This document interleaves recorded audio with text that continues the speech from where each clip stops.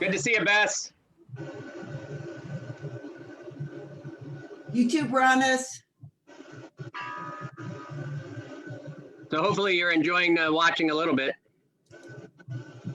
So I'm doing the best I can. I don't have an indoor PEL, I don't have a garage, and I don't have a space big enough, and I only have a desk computer. But I'm working around my desk. Well, you know what? The big piece is just to get the feel of some of the rotation. You can even put like a chair in the middle of the room and kind of rotate around. I'm going to be doing it around the pole in the basement today. So it is what it is. And, you know, the idea is to just, you know, for those that have, you know, rough scenario, you know, shorter ladders, whatever, is just to work with the best you can. And if you don't have a lot of space, then just work on perfecting stuff. So. And honest to God, that's what I'm doing. But that's why I don't have my camera on, because there's no point in you seeing me dance around my desk and with my dogs jumping at me. I don't know. That sounds fun. My dogs are very happy when I do this. They're like, Mom, I bet. See, they're helping, man. They're helping. They're helping your reflexes. Who doesn't want 4 Rottweilers jumping on them? Exactly. All right, who else we got out there? Let's see. I see Blue's there looking at us like we're crazy and he can't talk because he's on mute. Vic Fist, I think, is walking his dog still. Yeah, I'm back. I'm just shooting up. And Louie and Saib are still, I think they're just kind of putting stuff. Saib's again going to call the ladder stuff. For the guys that have been here quite a bit, if you still want to, if you want to start adding a little bit of, there's a couple of ways you can actually, you can increase stuff on the ladder, and you can take a look at what Fox made. He's gonna take a bunch of pictures and make one of these this week, and show us how to make those. Show us how to make those sandbags so that if people want to make one for cheap. If you got a weight vest, you can always throw a weighted vest on as well. I just throw it in the mail. Yep. So there's lots of different ways to make add some stuff. Just be careful when you add weight to different parts of your body. It is going to change the balance of your body. So the key there is be careful of your knees, be careful of your balance. Same thing goes to it. I see you're wearing your shirt today. So that's a good idea. So you can start getting the feel. Is that steel, stainless, aluminum? Which this one? This is steel. Okay, so you got probably another 25 pounds on then, right? Yeah, about. Okay.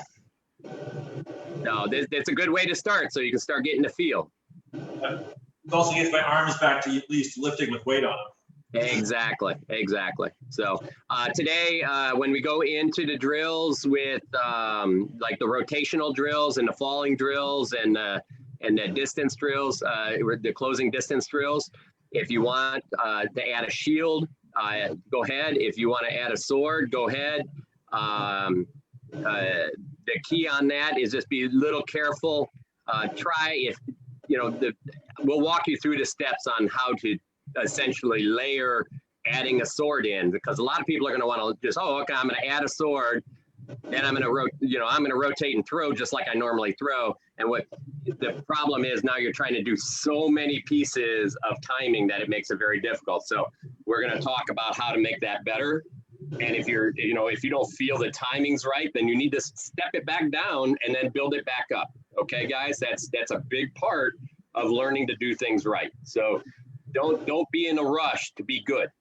If you don't feel like your feet are 100 per, your feet aren't as good as they should be, then step it back. You don't need a shield or a sword yet. Work on getting that foot, getting that movement and control of your body, and then add them after. Okay, but that's going to be the big key on training.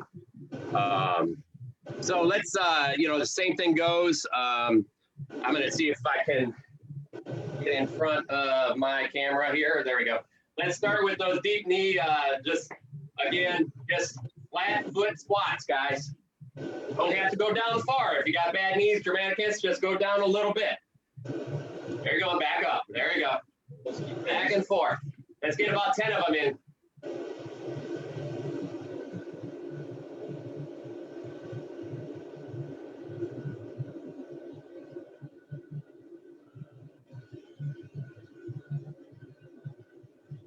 There's a couple of things you're doing here is you're working on balance at the same time. Because if you guys have the same issue, but I know that even I'm wobbling a little because as my heels, trying to keep my heels to the ground is actually very difficult.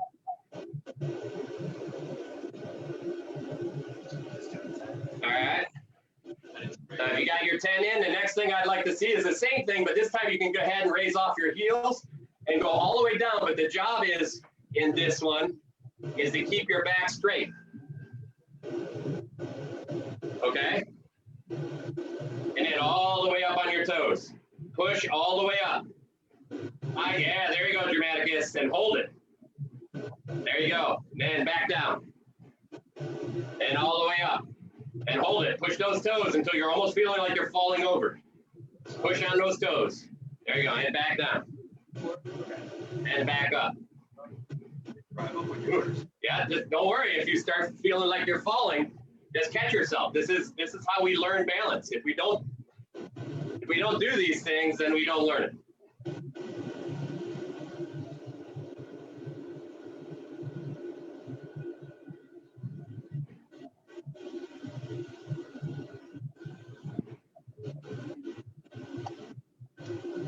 That's it. Okay, so finish your 10, and then we're going to do the next exercise.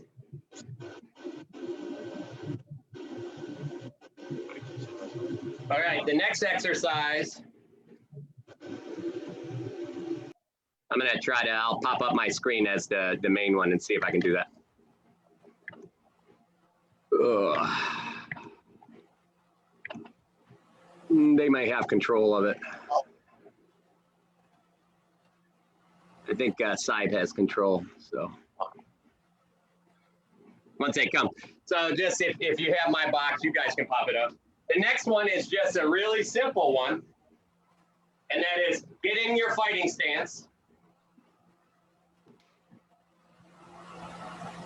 So whatever, foot forward, I don't care. Bend your knees a little bit to where it's comfortable. Don't have to be overly bent. And you're going to shift all the weight onto that front foot.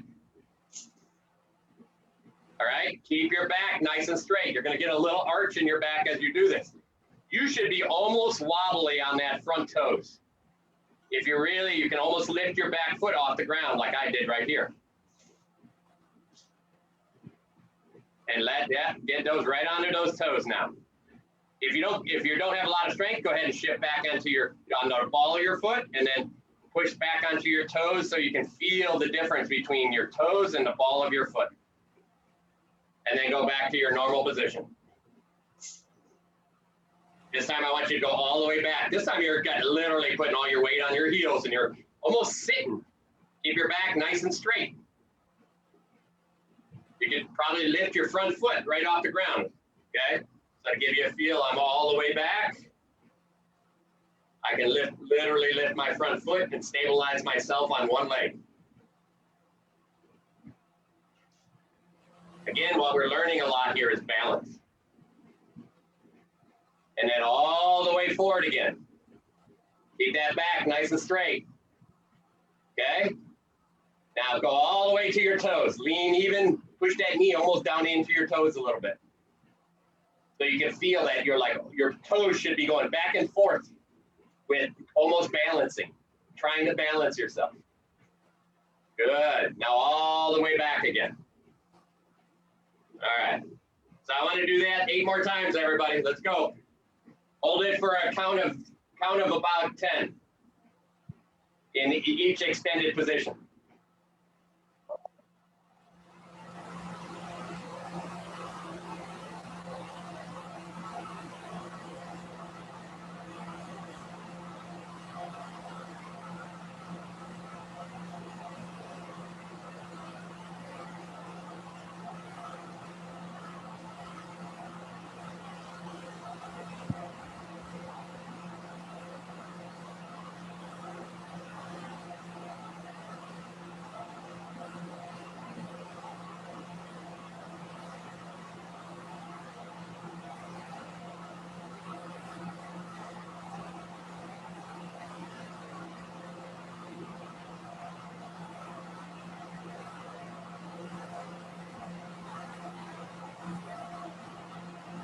What you're gonna find is when you fight, you're gonna find yourself being able to catch yourself a lot better because now your toes can actually engage to the floor. Points of contact for balance becomes a big thing. And not many people really talk about it, but it's very much like a cat has, you know, we all have a number of points of contact in our feet. Because we tend to wear heavy soled shoes and things, we lose those points of contact over time. Usually most people have about, like they said, about 4 to 5 points of contact. A cat has like 10 plus. And literally I've seen, they did a really nice, I think it was on History Channel, they took all the martial artists and they had a ninja guy in there, and he didn't compete very good at all in all the other exercises. But once they started running the poles up and down, nobody else could do them. He was just doing them like they were nothing. And they showed everybody else's points of contact, which ended up being like 4 or 5 points of balancing contact. And the ninja guy had like 6 or 7 points of balancing contact. So that's what we're trying to do here, is just try to wake up those points of balance. You know, when you can literally strengthening your toes to figure out which one's going to stop you from falling forward. Right? So that's what we're doing. We're trying to get in that space. This helps in fighting because then when you're moving around, you always feel connected to the ground. Okay? All right. So the next piece, let's go ahead and let's get some neck rolls in there, guys. A little bit of arm rolling, get a little bit of the shoulders rolls. Okay? I just want you guys to all loosen up a little bit.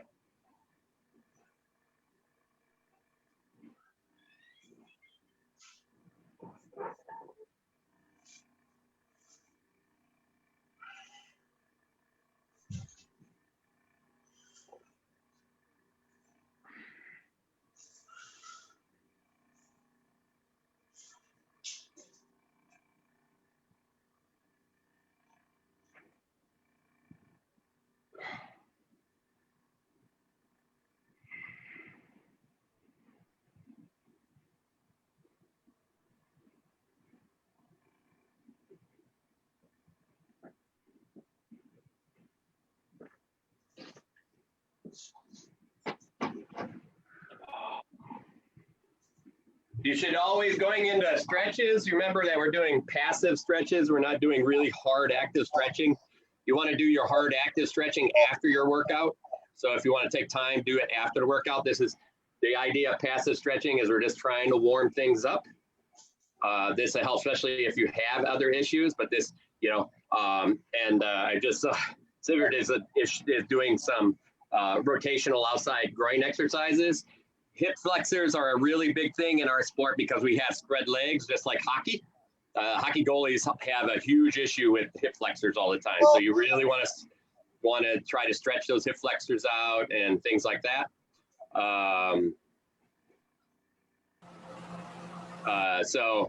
Just kind of, we're trying to get some roll up time in here. I'm just trying to buy a little time for Louis and Saib there. So Saib can go ahead and run us through these ladder drills. Meantime, while we're buying that time, I'm gonna try to find and clean the last pieces of my floor here. But is there any question from last week?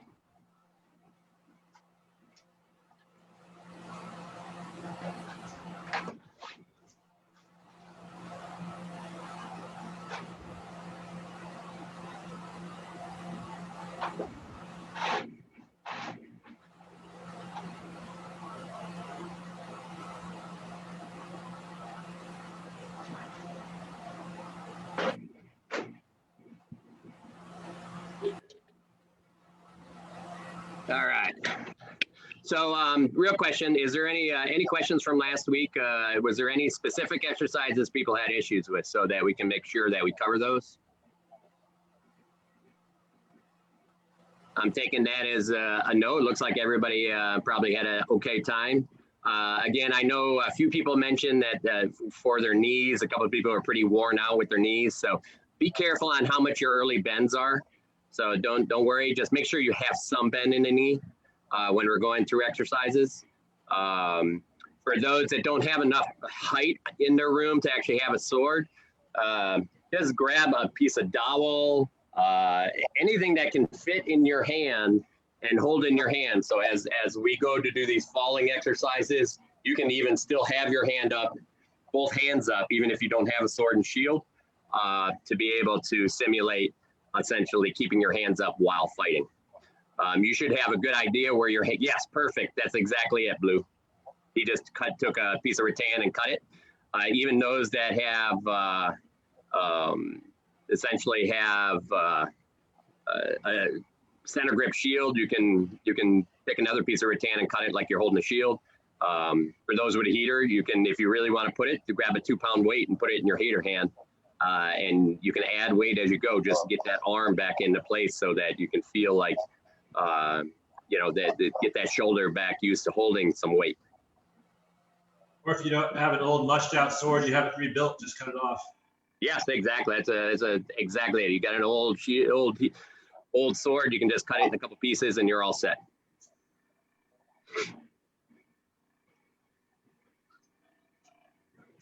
All right, let me ping side and see what's going on. I'd like to start with those guys here. I mean, I can probably start you on these drills. I can go back, pull them on my drill sheet, but I know that she was going to be running them, so.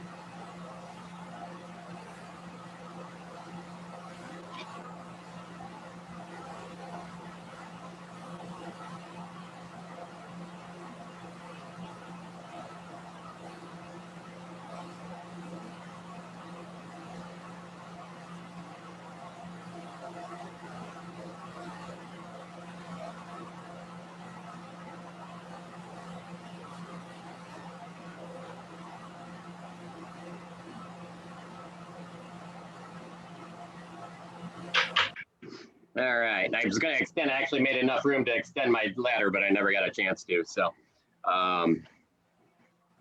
again, you guys can go ahead and put, if I can't make mine as primary, if you guys want to put my phone where you can see kind of the tape on the floor onto the primary, I'll go ahead and start those drills until I hear back from Side and Louis.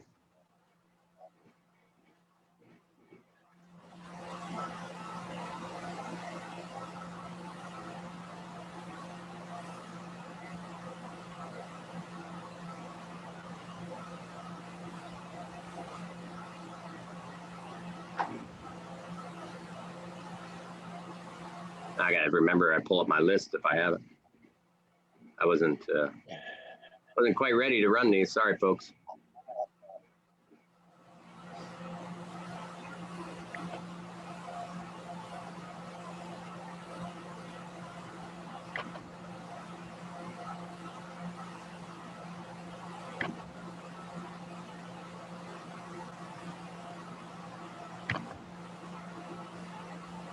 First one's 2 feet in each square.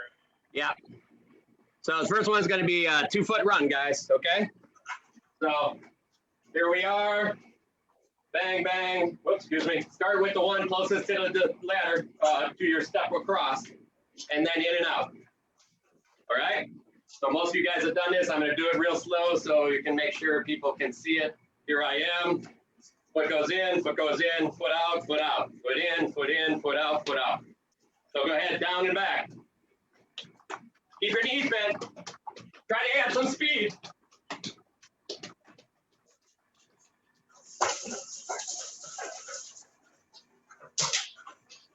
And don't mind me, I got a short ladder, so I'm adding another ladder.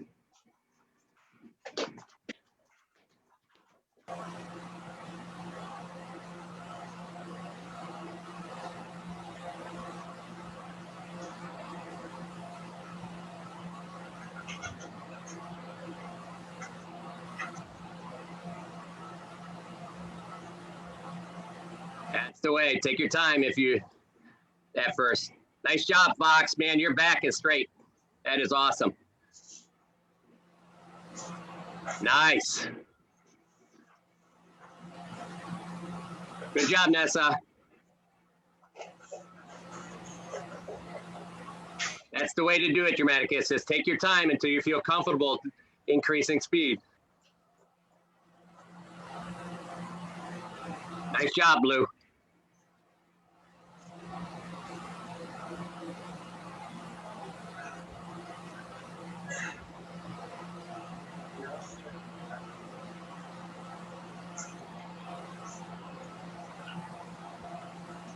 All right.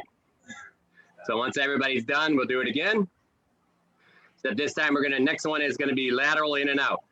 So on the lateral in and out, we're gonna have essentially 1 foot in, gather, and out. So you have this shuffle. Here we go, shuffle, right? The first part of this is essentially the drop foot into the box. And then you go to the next box, to the next box. Foot closest to the box, of course, goes in the box. So I think most of you guys have done this before, so go ahead and let's do it.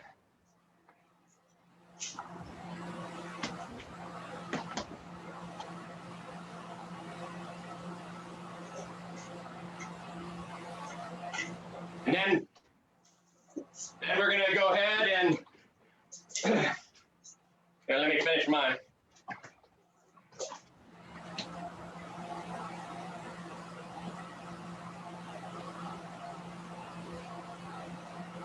Okay. Next piece of that is doing it backwards. Same thing. This time we're gonna fall. Remember, when we're doing it backwards, we're not reaching. We're falling. The whole body falls into that corner. Bang, bang, bang. And then point right back into your 45. Bang, bang, bang.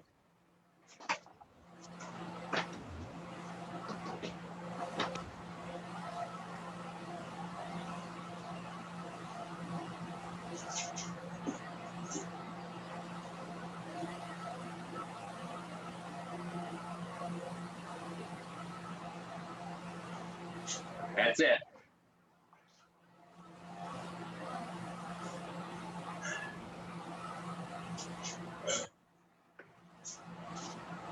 Good. Nice, Adam.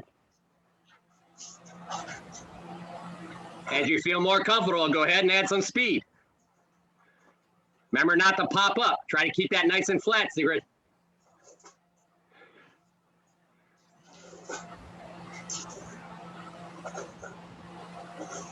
And then as you get more and more comfortable, let's make sure we don't look down at the ladder, because I don't really care about you guys. If you miss steps, I don't care. The idea is not to be leaning forward. And I know that at the beginning that's hard, but that in the end, that's exactly what you really want to get to, okay? Lou, great job there.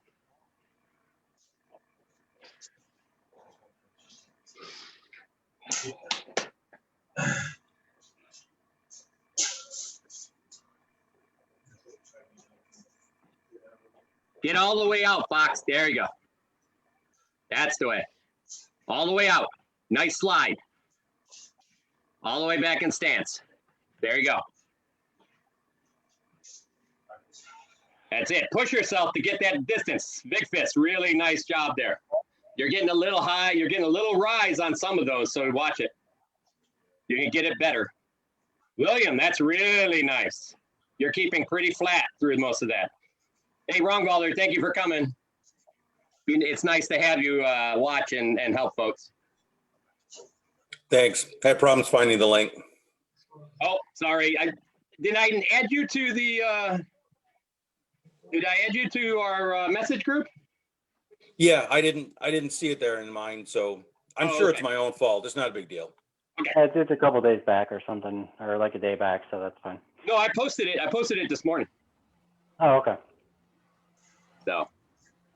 Yeah, but then some idiot put up stuff about snowmen and pandas, so.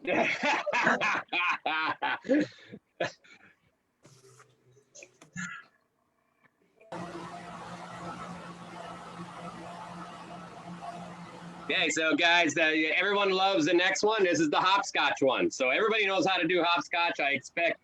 Watch again. Try not to bounce up and down while you're doing hopscotch here. So it doesn't look like this. Here I am, here I am, here I am, here I am, right? It's not up, down. It's literally.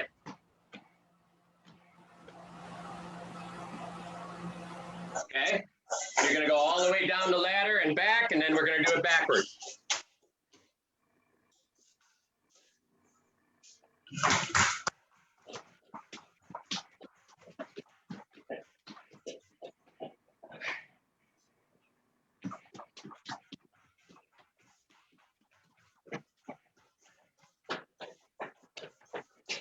You got extra time, do it again.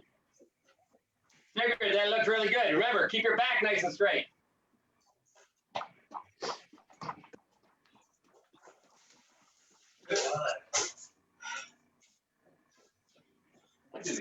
Yeah, I know.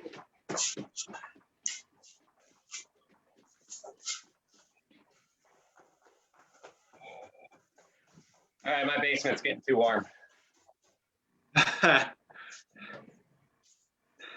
I'm used to that cold garage. Nice job, Nessa. Remember, stay on those toes, balls of the feet. Nessa's like, okay, I'm hot enough.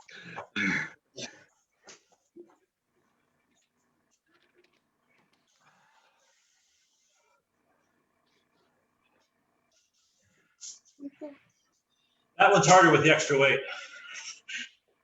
Yeah, it is so you're gonna have to watch it a little bit, okay?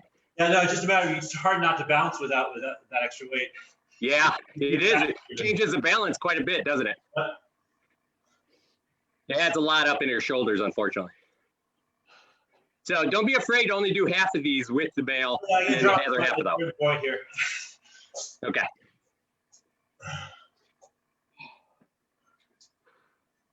Okay, next one's going to be the gathering step skiers. So we're going to start in our stance essentially with 1 foot in the box. And then we just change them and put the other foot in the next box. And we're gathering because when this 1 foot's in the box, this foot comes in, and as that foot goes, it kind of like a shuffle. All right? So essentially, here we are, in, shuffle out, in, shuffle out. But we're going to shift our balance towards the next box with our hips.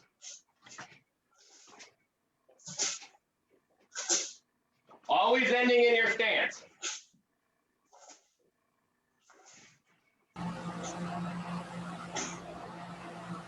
Okay.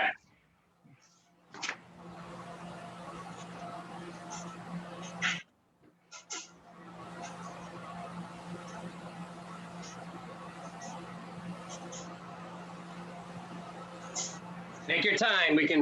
I want you guys to get really comfortable with these. Because the key here is to be able to make that shift really nice and fast, because this will shift you to the corners later. Like we practice, this shifts you into those corners of your opponent.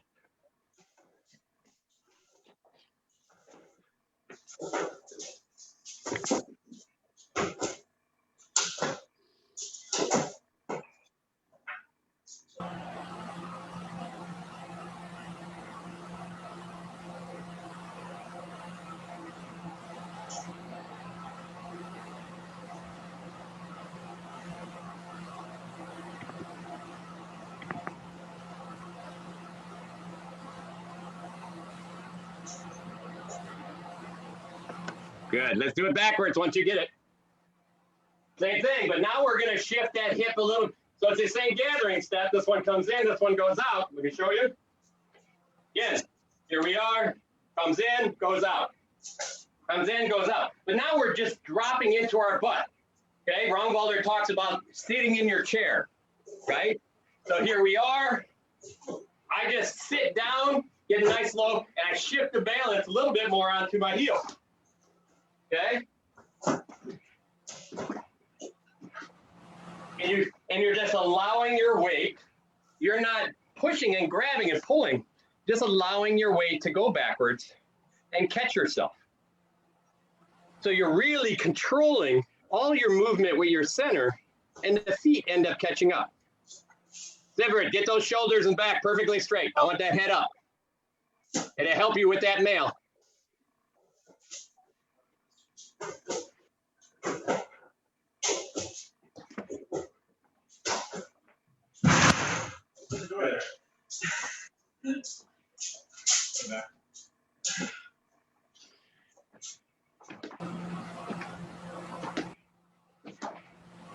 And you should still, even though your balance with your hips is pulling you into the box in back of you, you should still be landing on your toes of your foot, not on your heels.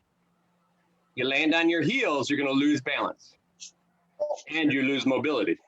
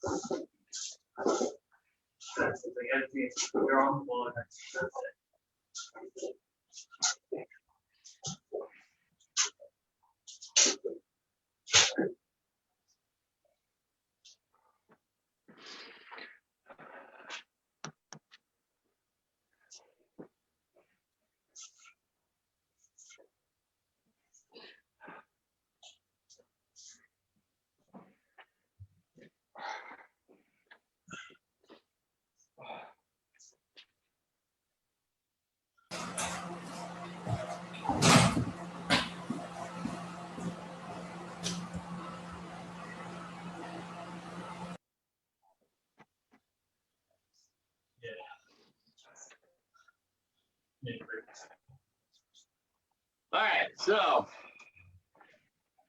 that one's a little harder. This time we're going to do that same step, but in this case, what we're going to do is we're going to stretch out first. So in other words, we're kind of, and I had that, by the way, guys, I apologize. That step was a shuffle step. Skier, this is going to be the actual gathering skier, where we stretch out first and then pull ourselves to it. And what I mean, and you guys, hopefully you guys can see me here on the floor. Let me get the, looks like, you see my feet? Let me make sure you guys can see my feet.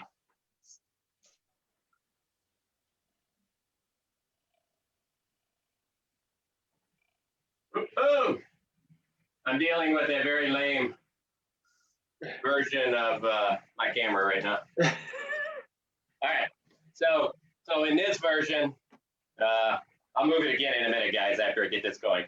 I'm gonna just do it outside the box. So essentially 1 foot in the box, don't mind the box here, just worry about how the feet are working.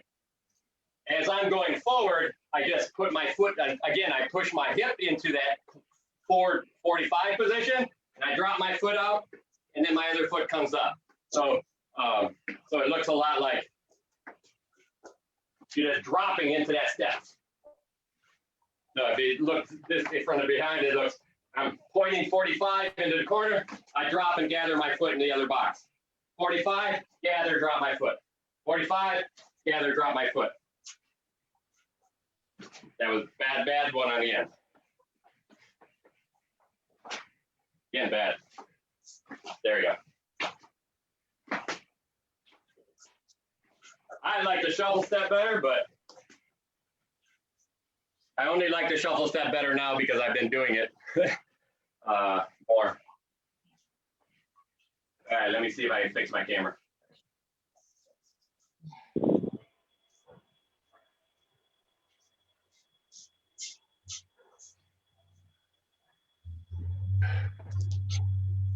That's a little better. Okay.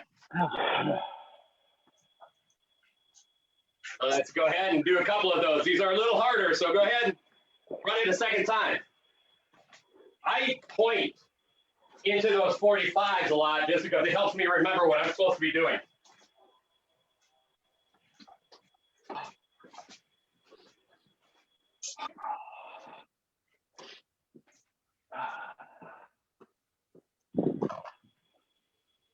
If you're comfortable with those, let's do them backwards.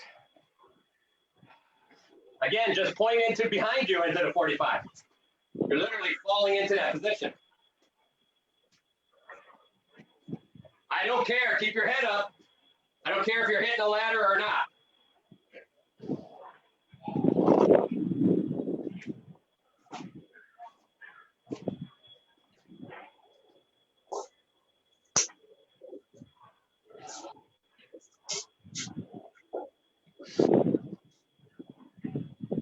Annicus is amazing. He's doing his upside down. You know, he has those anti-gravity boots on.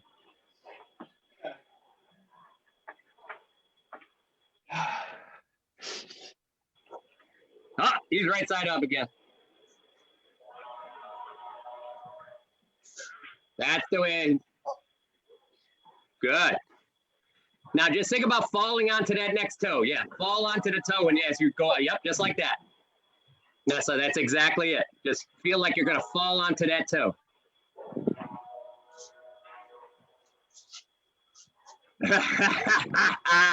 It's because I'm watching.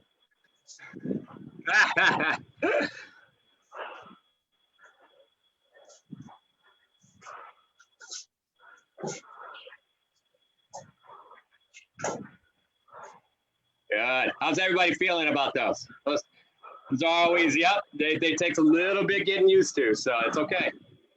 Good. That's the way, guys. Nice to hear you working out there. That's it.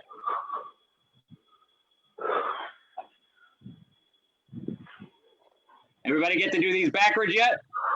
Give me a thumbs up if you did. Right, Fox is still working a little bit there on the backward stuff. That's good.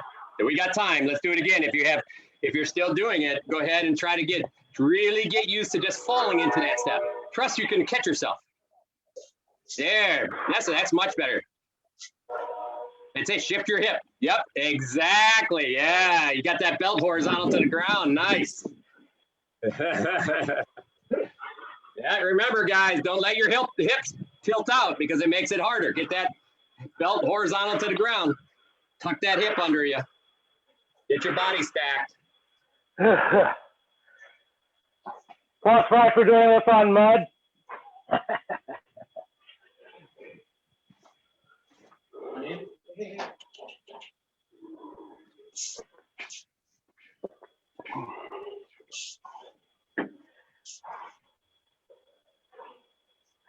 As you get better with that and you get more comfortable, add a little bit more burst.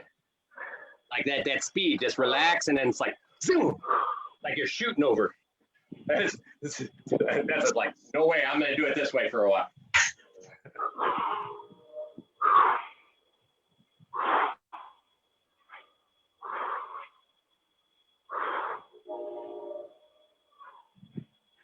All right, looks like Fox's crews look like they're working on that step still. Yep, they're working on that back step. That's good. That's it. That's good. I point right into that corner. It helps you remember what your foot's supposed to be doing or where your weight goes.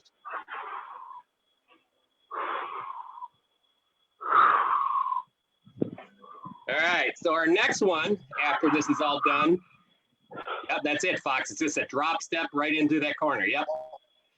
Yeah, and really, the big point on this is as you drop, you could actually, you're loading for the swing sometimes. So that later, as you're doing this in fighting, we're going to fit all of that timing together. So next one is a tick-tock. In the tick-tock, we're essentially doing the same thing, but we're switching our feet.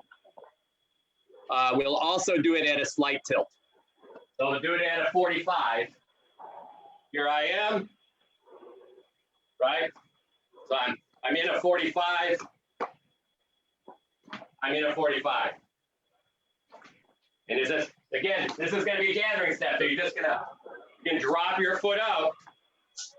Actually, you know what? Let's do this as a shuffle step because in most of the TikToks, it is a shuffle step. So I bring this in and I kick my hip forward. Bring it in and your hip turns. Bang, bang. Bang, bang. Bang, bang.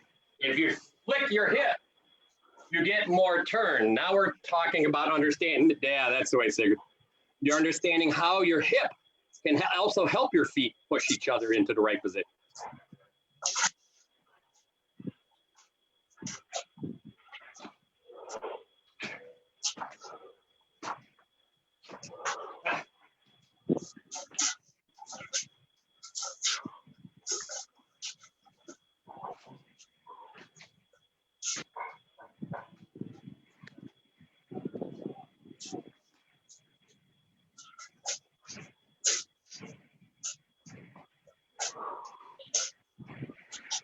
That's it. A lot of times on those shuffle steps, what I remember is to bring my foot, point it down the ladder. Here I am. I point this down the ladder. Don't bring your foot and leave it the wrong way. Always point where your opponent's going to be. That way the body and the hips always end up straight to your opponent. Those front steps or your front foot, when you're placing that in, become really important. It's the only way to get rotation in your stance and keep you on your opponent. Nice job, Netza. That's really good.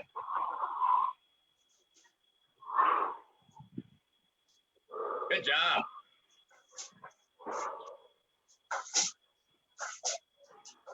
Fox, you guys are looking good. Is it William or Sivrid that's in the chain with red? Sivert. I'm sorry, Sivrid.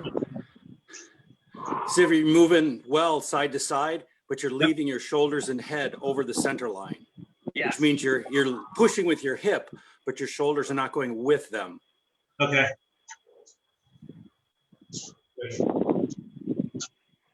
And that's a really small, there you go, good. You notice now you're almost, the whole body turns easier.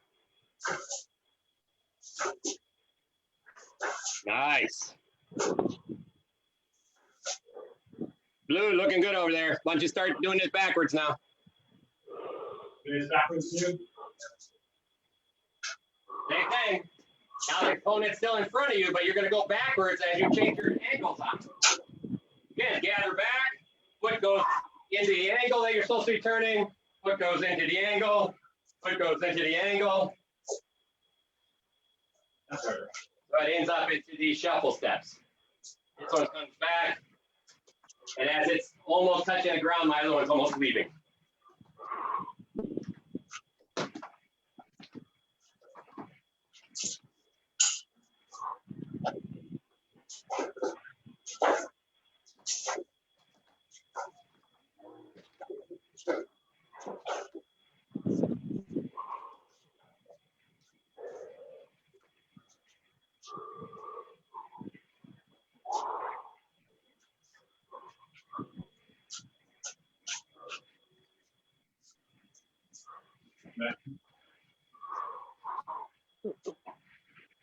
Not bad, good face.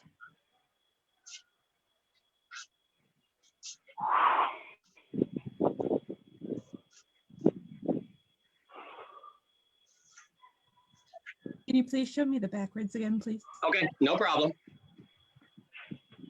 Let me know if I have to change footwork angle on my camera, I can put it down on my feet more. But here I am. I can reverse I'm it. on a 45. And then essentially, if I'm going backwards, my foot's almost crossing the back foot, stepping on the line and then going out. I go back on the camera.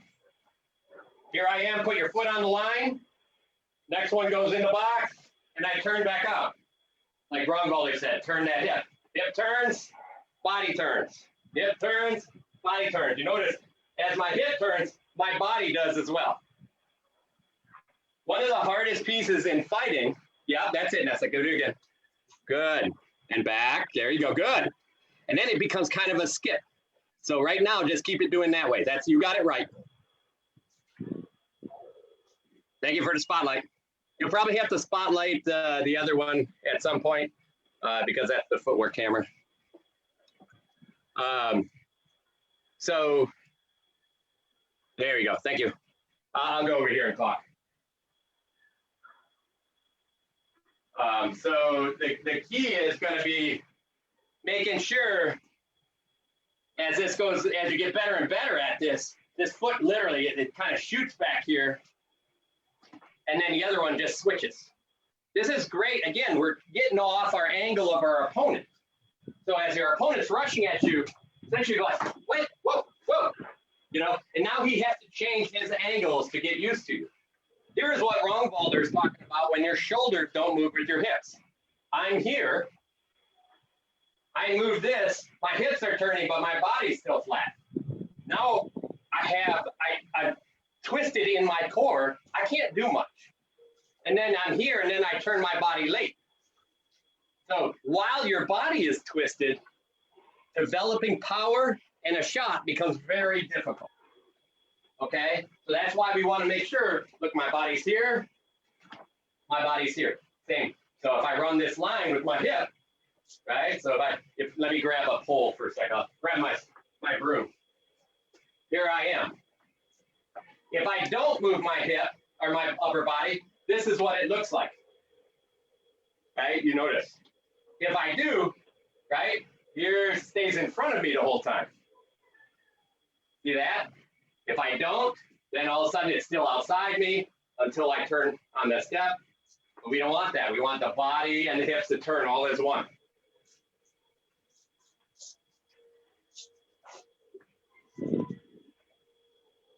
That way, anytime in the place where you're turning, I could literally be here, switch over here, bang, I'm hitting. Even in the middle of it, bang, I'm hitting. I'm throwing in the middle of the step because my body is in line.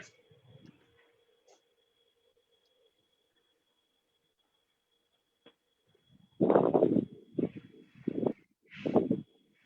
right, so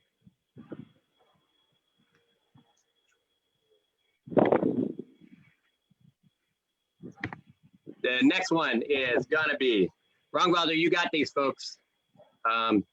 Just because it's a little hard for me to see people now. I don't know why I lost my gallery view, but that's okay.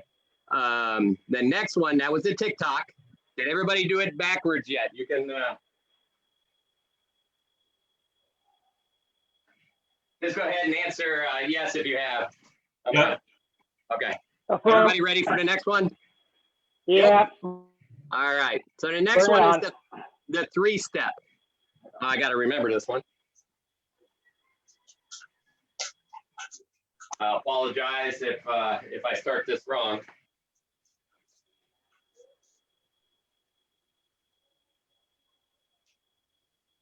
It's a 3-step shuffle. What's that? Is this a shuffle? So Yeah, is this 3-step shuffle. one in a box here? Yeah, that one. All right. So essentially what we're doing is we're getting your stance, right? This comes, replaces this foot, it goes out. You take a step forward, replace, out. Step forward, replace, out. Step forward, replace, out. Okay, let's see if I can do it. Whoops.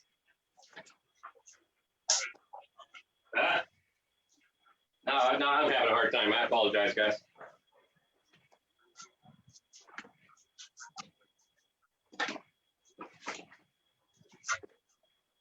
Yeah, so try to get back into as close to the stance as you can. You'll find when probably your back foot's in the box and you're shuffling, you may not get as deep as you normally do, but that's fine. So again, step, shuffle, out. Step, shuffle, out. Step, shuffle, out. Okay, everybody knows this one. Let's go ahead and do it.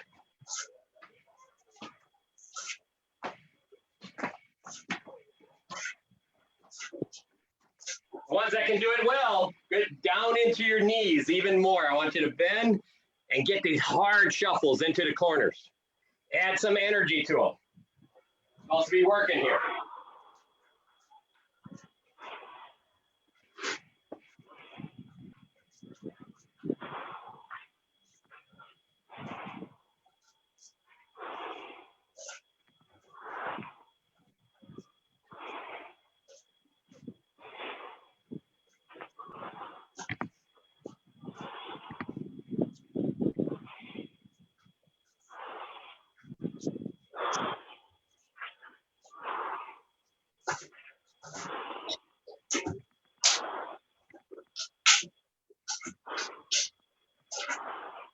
Bronis, you want us switching to funny foot, and so switching feet each step? No, you should try to, and this is the hard part. I'll show you again, and I'll come at you here. So here's my front foot. This one's relatively easy because you're just gathering and you're shooting forward again. But when you take this step, you go flat. This is going to essentially replace this foot, and then as you're gathering, you can just step back a little bit. Okay, that's what I was doing. I wasn't sure because other people are starting to go funny foot. Yeah, so you want to try. I'm not worried about it too much because really, the TikTok step is a funny foot step, but you just have to be careful. Right now, just understand that, you can totally do it. Here I am, step forward, and I'm funny foot, but I'd rather you end up flat or at least just your foot so that you don't end up funny foot all the time because somebody may take advantage of that. That's what I'm seeing. So guys, be careful. Try to keep this in your stance the whole way, or at least flat. If you get in the habit of switching to funny foot just because, that will become that unconscious habit that's going to get taken advantage of. That's when switching feet is bad. Okay, I've got a quick question on vocabulary here. When you say funny foot, would that be the same as goofy foot skateboarding or surfing or snowboarding? It's the same as it's putting your weapon foot forward. Right. Your lead hand. If you're. Yeah, so that would be the equivalent of goofy foot in snowboarding or surfing world or skateboarding world. Okay. Yeah, so goofy foot. And again, I don't care, like for you, Germanicus, you got two swords. So whatever foot you're comfortable forward, that's fine. But you want to be able to do that the same way. Leave that foot forward all the way down the ladder, or at least adjust so it's. Yeah. Ideally, my goal is to be equally fluent on either foot. Because again, two swords. I don't know which one's going to be forward, so I got to be a threat either way. Well, think of it this way, Germanicus. When you usually first start up a fight, most likely you're going to pick one of those feet to be your primary foot. Mm-hmm. So practice for you, I would practice it down one way with one foot and then the other way with the other foot. That way you get comfortable understanding both feet. Because in the beginning, most people will be used to, if you're trying to become ambidextrous in your feet, most people will be used to just doing it one way. So just be aware. And this is why some of the other drills we do when we, we'll switch feet and do it again, right? In this case, we haven't been doing that a lot today, but for you, that's the idea. It's like, I could do this backwards now. Okay, everybody funny foot and do it, right? So that you have to think about it. So for you with Florentine, that may be more of a reason to do that. Sword and shield, not quite as much. But for the guys that really do want to push yourself, go ahead and do it one way. And when you got time, do it with the other foot forward, even though you may never use it that way. It breaks it apart. It breaks it apart in your head, and that way you understand it deeper in the end. So, all right. So we did that one, the 3-step. This time we're to do the 3-step backwards. So we step back, fill that gap. Step back, fill that gap. Step back, fill that gap. Remember, we're not stepping back, we're falling back, right? Here I am, drop foot. Just as that drop foot comes in, your other foot should be drop foot coming together. Whoops, there we go. So as you get good at it, that timing between this foot, here I go here, drop, gather, drop, gather, drop, gather, right? Drop, gather, drop, gather. This is going to feel awkward at first, but later I tell you guys, I know it felt awkward for me. As you get better at it, it becomes a lot more natural. And you can start worrying about your head bopping up and down, your eye level, all of those things become something you start working a lot more on. Just beware of that.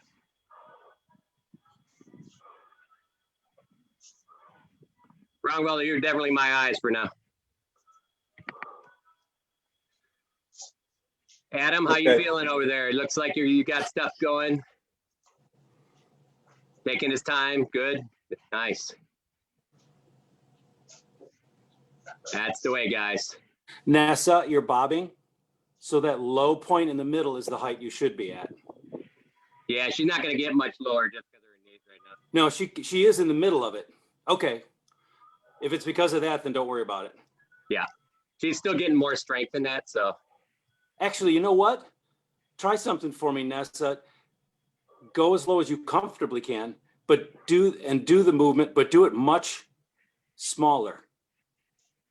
Like a shorter distance left to right. Yeah. there you go.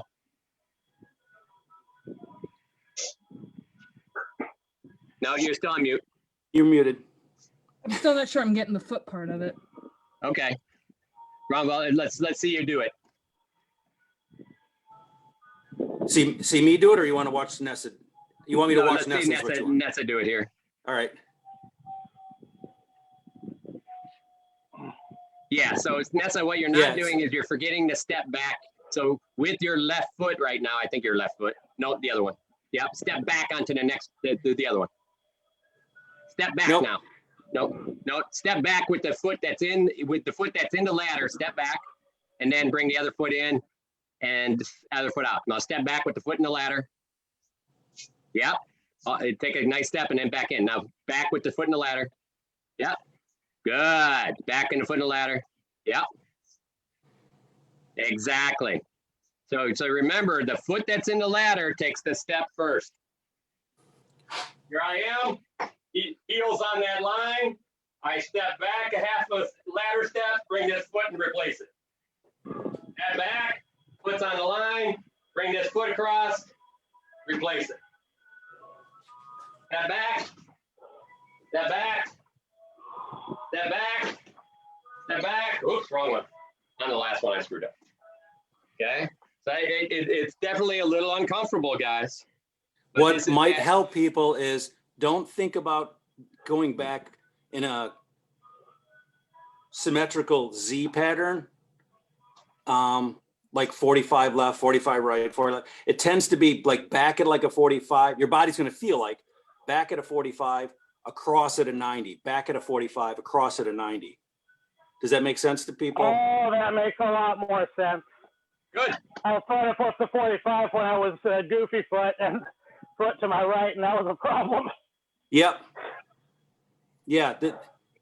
What I'm finding is make the foot movement, and then your last step should put you in your stance, wherever that needs to be. Right. Yeah, This is the idea. This is the idea of what's happening is your opponent's in front of you. You step back, and then you're just changing to shift the angle that he's attacking you on. I step back, and then I shift my angle again. Okay, that would explain why I try to come back at a 45 and end up on a 90, because ending up on the 90 is where my lead foot needs to go to land on balance.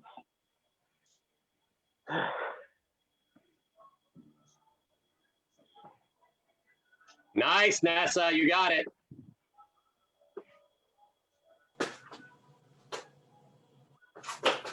So definitely a little bit of a hard one, but this is that case where a lot of us find ourselves in a fight. We're fighting somebody and we step backwards and we step backwards and we step backwards. That guy's still in his line of fire and you're still in that line. The idea here is you step back and then you switch to a side. Now you get to line, you may step back again and switch to the other side. Instead of just going straight back, yeah. Exactly. And that switch may be just taking your line off the target. Right? You will find that a lot of the simple things happening here is essentially you're never staying on your opponent's target. Serpentine! Yeah, serpentine, yes. So just by making sure your head is always off that target, so if I'm right facing you and I drop straight back, you got shots galore because my head hasn't changed. You just have to reach a little farther. But if all of a sudden I step back and I do this, you notice that my whole body is, now you have to turn. So I take that shot away.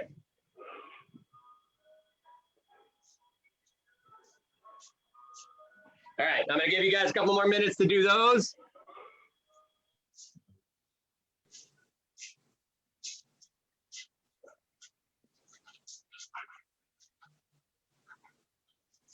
And then we're gonna do the cross behind step. So the cross behind is a lot like the one we just did, except that it's more of a cross behind. In other words, you're trying to get more distance. So in this last one, what happens? And this one, we're literally just gonna replace. What goes back, replace. Let me do it right. I'm on the line, okay? Let me go forward. Let me see something here. So we can do this. I'm going to do this forward first. I got to remember to step first is my problem. I apologize, guys. I'm happy to do some more afterwards. Period.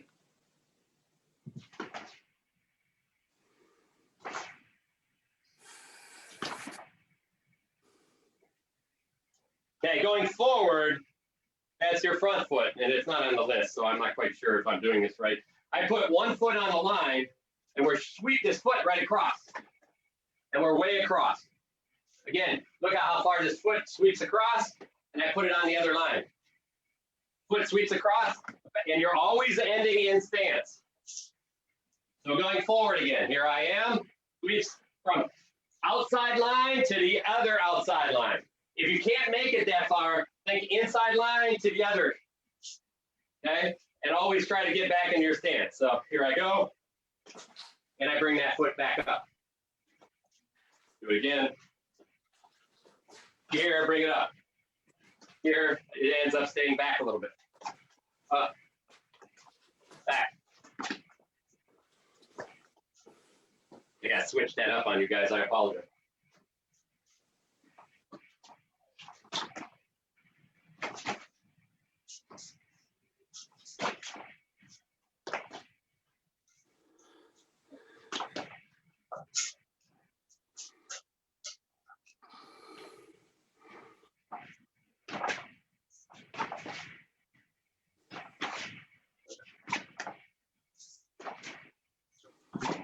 Ingolf, who is with you? Dan and Tony. I'm sorry, I didn't catch it. Which one's which? Who? Dan, Siegfried, and Tony. Siegfried and Tony. Thank you. There you go. So that's the forward cross step. So do that a couple more times. As you get that forward cross step, you're going to find if you're standing up too high when you do that forward cross step, what you're going to see is your body tilt. So, your body tilts to go over here, and then your body tilts to go over here. It's not what you want to do. Remember, hip goes over here. That foot. See how my body stays perfectly straight? We're not leaning our shoulders in. Our weight transfers over that, frees that foot to sweep across the other foot. And that allows us to get distance. The harder you shift your hip, as you get comfortable, the longer distance you can get. Ingolf. As this sweeping foot actually generates force to get distance as well. So if I sweep this a little bit, then I get a little bit of distance. If I sweep it a lot, I get a lot of distance. Ingolf, 2 steps each direction. When you go left, you tend to do 3 steps. And then Siegfried, is that right? Siegfried in the black and yellow pants? Yeah. Sit lower and keep your focus forward. And then as you cross, your foot that's crossing over, Big V said, use your hip to shift your body weight, but drive that heel from that crossing foot over. What's happening right now is you're getting a twist because you're not low enough and pushing the heel enough to get across. Exactly. Nope, other foot. So now it doesn't matter which one, but your outside foot will do the cross. Push that heel across the front of your other foot. Yeah.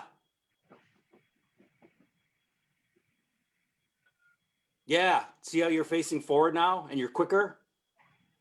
Nice. All right, and for those that, there's probably still people working on that. Nessa, you're doing a great job. It's nice you're taking your time and getting the feet right every time, and that's really good. How's that feeling on your knee? Yeah, getting rough. Yeah, those turns. So don't turn then if you have to. And those pushes, yeah. So just take everything nice and slow, almost like you're just stepping, so you don't have to worry too much about that knee. Right now, you're probably giving a little more flex in those side to sides on your knee because you get, because of the you're going from one edge and then balancing into that knee is adding some more weight to it.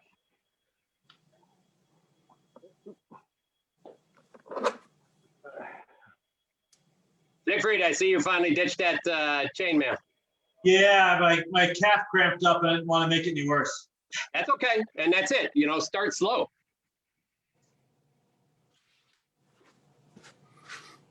Ingolf, it looks like your feet are landing well, but you're a little bit high and you're not pushing with the heel. So after you step, you're making a slight correction with your foot after it lands. Okay. Does that make sense? Yep. So dig in, Ingolf. Get those legs even farther. Yeah, there you go. Now foot right across. Yeah, that's fine. There's not enough space in the room.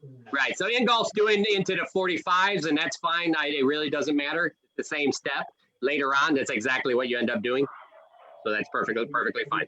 We're trying to stay square on them. Yeah, you always stay, while you're turning to stay square, pretend that guy's sliding with you.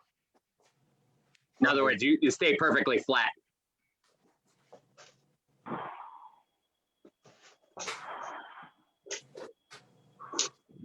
There you go. Yeah. That's it, right there. Like that guy's staying with you. Notice how you have to stay flat now. Yes. Nessa, you okay over there? All right.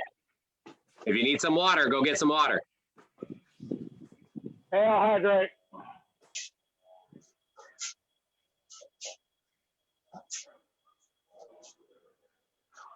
That's the way. Much better, Dan. Sigrid, you're looking good over there. Good, you're doing the back step now. That's fine. So that's, the next step is going to be, after you get used to that one, the next step, you're here, that back foot. Oops, let's get down the ladder a little. There we go. Here I am. That back foot's going to reach behind this time. I think I can cover And then it. back into stance. Back into stance. Back into stance. In the slow, here we are. This comes across. Into stance. Across, again, I'm dropping my butt into stance. Crossed, I'm just dropping my butt. Okay? Now, understand when I say I'm dropping my butt, what I'm actually doing is shifting the weight farther back. You can actually drop your butt a little bit, but you'll start getting a little bit up and down. If you find that if you're having a hard time controlling with your hips, go ahead and drop it down. If you feel like, okay, if I drop it down, it makes me move, go ahead. Later, you'll just find that you can essentially roll to your heels a little bit. You can do the same thing. Just sit, just kick your butt over your heels farther and you'll naturally fall. If you guys want to know how low you need to be, pick a spot on the far wall and watch how it bobs when you move. The low spot is the height that you should always be at.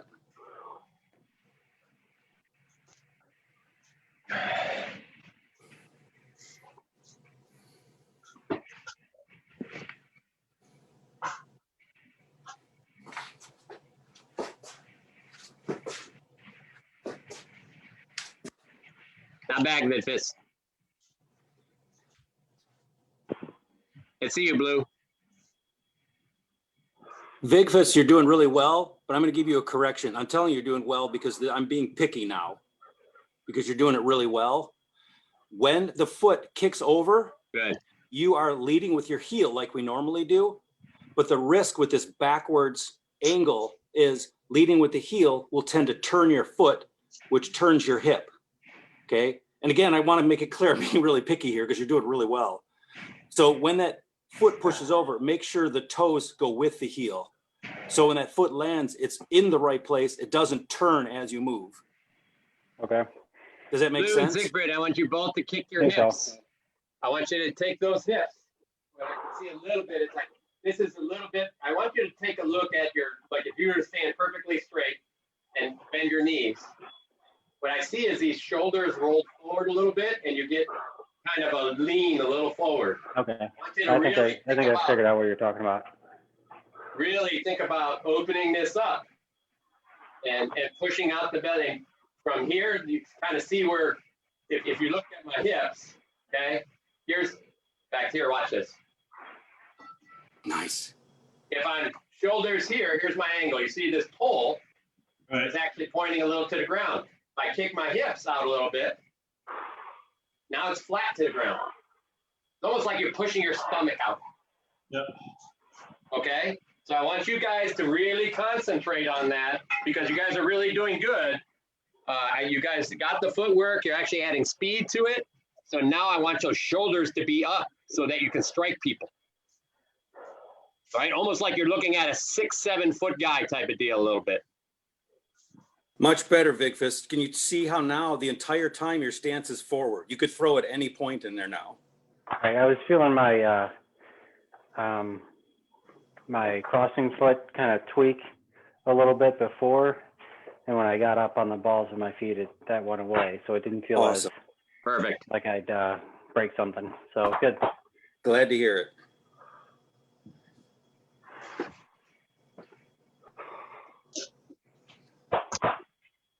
Sigrid, much better. I feel like your shoulders are up now and back a little bit, you know? This is one bad falling thing. over though. I have to work on that. So the one bad thing we all have is we work at a desk, we work on whatever we're doing, it's in front of us. So we're reaching and our shoulders are coming in. I will tell you, most of the shoulder stuff through PT has all been these exercises developing back. What that does is it takes, when your shoulders are forward, you look at the back of my hands are literally, you can see them, right? When you get that back starts pulling, you're supposed to be like this. You should see it like the thumb, almost like they're straight at you, right? See how they're flat, shoulders forward, you see how they turn in. So take that as an example, guys, of watching your posture, okay? If you find yourselves, those hands start getting flat, rowing any type of exercise, I don't care if it's cables, and just pull it right to your chest. What that does is it strengthens the inner parts of your back, like a rowing exercise, and then all of a sudden those back starts pulling back into place, and you'll have a lot less shoulder issues. Ingolf, that was a real good exercise for them, getting your hand up in the air like that. That was cool. It worked really well.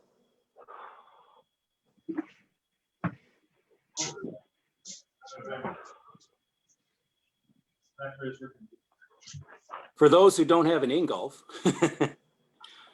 what he's doing is he's creating a spot for them to follow that's just above their head. So if you get your eyes up, your body will follow you up. That's correct. This is also by the way, for tall guys, this is one of the bad things that you'll do is you'll look down on your opponents and that naturally turns your shoulders down and you get this gathering over your opponent piece and that takes your hips offline. So for tall guys, either you have to drop lower or look at the top of their head. And when I say look at broad vision, look at whatever you have to, but keep your eyes high. You still then, and let your eyes look down, but not your nose type of deal, right? So you're catching peripheral vision down there. You can still see everything, but even if I put it right on their forehead, so you're not looking down at something. Because as soon as you change your eyes down, this is the same thing happens when people throw a shot to the leg. They look down at the leg, their whole body changes, and then they throw this shot, and the angle is all wrong. So here's what you have. All of a sudden, I'm here, I look down and look at the angle of my sword, right? Where instead, if I want to hit that leg, I don't need to look down at it. I know where that leg is. I drop. Notice now I'm horizontal.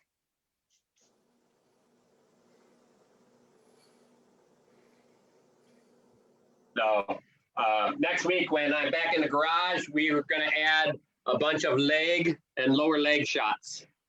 So we'll take a little bit of time. We'll go through some lower leg shots. If you have foam, great. If you just have, most of us all can do lower stuff because we don't have to worry about ceilings. But we're going to add lower leg shots, and we're going to do a lot of dropping exercises. And for those with bad knees, I want you to just drop a little bit. And those lower leg shots will be more like hips, but we'll start there, okay? But if you do have foam, please use it. If you don't and you just have a dowel, that works fine too. But if you want to use your swords as well, that's okay. Just be aware. Watch how much torque you're putting on your body with rattan swords. That's how I ended up messing up my elbow.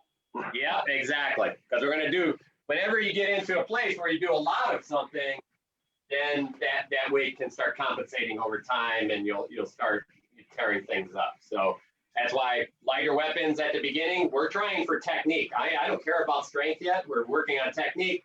Usually 80% of the blows are with foam, and then we add 20% with rattan. If you have trouble with rattan, then we may kick that up a little bit more for yourself. Okay, I'm not feeling the rattan right. The foam feels good, rattan doesn't. I'm going to make that 50-50. That's fine. That's why I moved to these guys. If I don't hit edge on with these, you do it exactly right. I know about it right away. Yes. All right. So our next steps, guys, we did a bunch of those. We did the walk behind these. It's just this is going to be the skier step. So this one's pretty simple. The big gather step. So I'm going to do it coming at you. Again, we're pointing right in the corner, and we're really shooting. You should be shooting to either side of the ladder as far as you can get. Sometimes you just lean, you drop your hip into that area, and I'm going to do it really slow here. I point, okay, you don't need to look down, okay? I can even point forward into a 45, and then I reach. You get a little bit of push off on his back as this foot's dropping, then I kick when I kind of give it a push, okay? That push is not up. It has to be literally a push sideways. Foot comes forward. Okay, I start leaning. I'm just holding the pole here because I'm trying to find. I lean, I fall. Right? And then right before that hits the ground, I shoot. I push off that back foot and I shoot across the ladder. Then I go the other way. Same thing. Lean into that empty space because this is the back foot. Lean and back into your stance. Let me get in the view so you can see it. Here I am, leaning into that corner and back into normal stance again. Whoops, I'm funny foot. I'm doing it. You do it again. Do it the right way. Here I am, leaning over, shoot, shoot. Again, normal stance, normal stance, normal stance, normal stance. Okay. So as you get good at this, you're going to add a little power to it and really try to get these long kicks. So I'm now 6 inches outside the ladder. Okay, maybe 3 on this side. Back to 6 on this side. Okay. Timing of when that push becomes a key. So at the beginning, if you're just not comfortable yet, foot on the, just drop. Think about dropping your foot onto that side of the ladder and gather. And gather. No push. You don't even need to push. The taller you stand, add that push in. Sorry, Bronis. The Go taller ahead. you guys stand, the less distance you're going to cover. That's correct. So I'm watching some people have to throw themselves. And the reason for that is you try now because you're not low, you have to hurl your weight to make the distance. You're literally throwing your body. You want to shoot it out across this plane of the ground. And the only way to do that is to sit low. And I know some of you can get really low. So in fact, people like Vigfus and Ingolf, you two, if you want to try something, stand a little bit tall so your knees are just bent. Yes. See how far you can go, and then really sit down and watch how far you can shoot. This is a big one for Ingolf because he tends to want to sit up. Yeah. Now bend your knees. All the way. He was starting it up tall. Yeah, he did. The first one he did tall.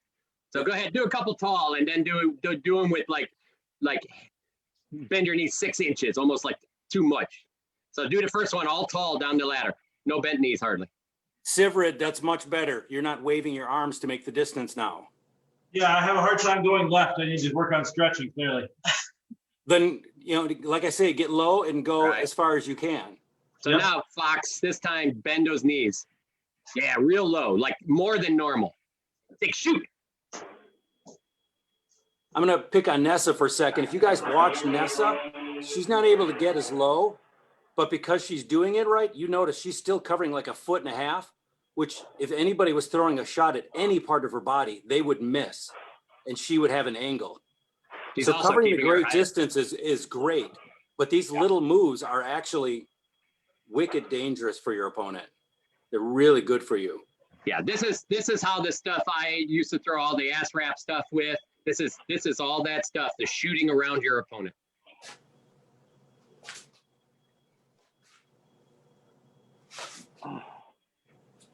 Nope. So when you got enough of those and you're feeling comfortable, I want you guys to switch feet and do it again. In other words, go goofy foot and do it again.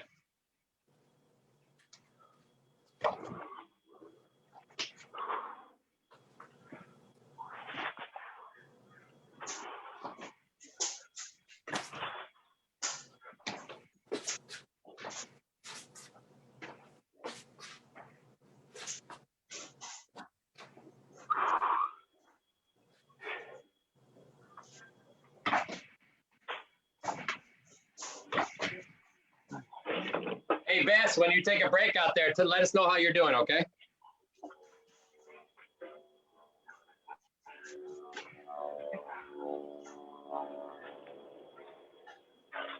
I'm good. The dogs are confused, but I'm good.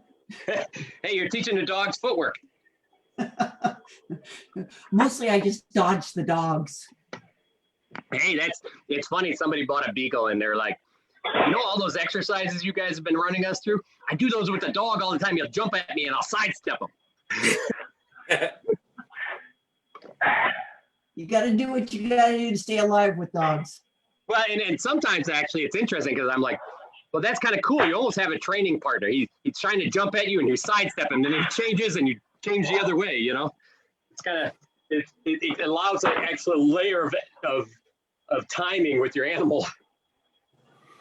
Siegfried, when you throw yourself past your stance. So your feet end up linear instead of in your stance. So watch how far your back foot, the secondary foot goes. So find a good stance. And now do the move. With your right foot, shoot it to the right.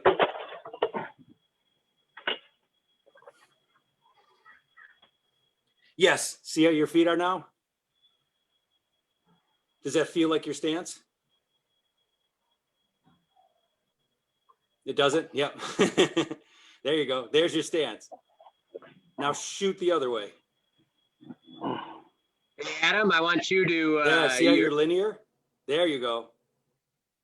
Yeah. Hey, Adam, I want you to work on not bringing your feet together this time, okay? Even if you can't shoot quite as far.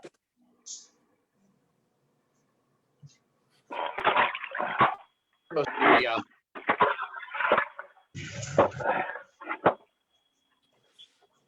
Okay, and remember the angles of your feet should still be a wedge on your opponent.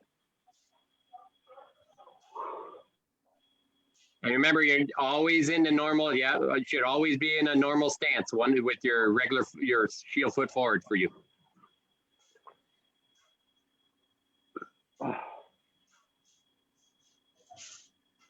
Siegfried, nice job over there.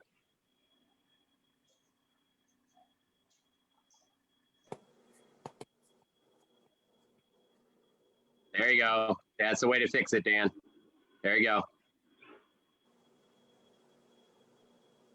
Blue, you're looking good. You're keeping a nice square to the camera. I really, Ethelmar, you're doing pretty well. Watch when you go to your, I believe it's your right. You're doing just a little bit of a shoulder lead when you go that direction. Ranos, that tightening the gut to look up to keep the shoulders back has really helped today. I'm telling you, just keep doing it. It is the fundamental of fighting, brother. I think your comment about fighting someone who's 6'7" got me. Okay, that's, you know, it's not just your head; it's your whole body going backwards. Yeah. Exactly. Just have to imagine fighting Edmund all the time. All right. So guys, go ahead. Has everybody done it with their opposite foot? Funny footed. All right. So our next one's going to be a turning step. You guys remember normal stance, right? 45 to the ladder. If you actually want, you can do 90 to the ladder. Whatever is comfortable on where your knee can turn. Okay. So you're going to start. You can start with your back foot. Turn it down the ladder. Let me show you on this way. Sorry. Here we are. I'm 90. I turn my foot down the ladder. My hip and shoulder and body's already starting to turn, right? Here we are. Turn, back, and then bring it back. Down the ladder, back, bring it back. Down the ladder, back, bring it back. Down the ladder, back, bring it back. So if I do this on a 90, it's here, here, here, here. Here, here, here, here. But make sure you always end up in the correct stance. Okay? So right now, it's the back foot first. The back foot goes, turns down the ladder the direction you're going. Can't do that one. There we go. And then you got to change your distance. So most of this is going to be done on your toes. And then when you're coming back, you're going to take that back foot and it's going to turn the other way down the ladder. Remember, all you're doing is pointing your toes up the ladder.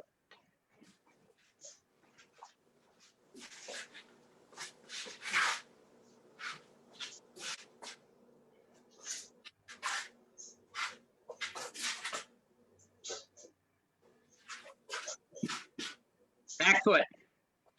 There. There we go. That's better, Big Fist.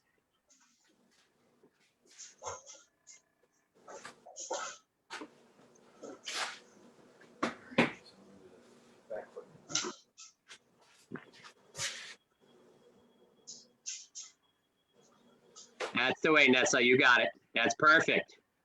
So you don't have as much room, so you're just working it. So essentially, you're doing that backwards, not do it forward. There we go. Good. Good. Perfect. That looks really good. Those are good feet right there. And you're keeping nice and balanced. And those hands aren't moving.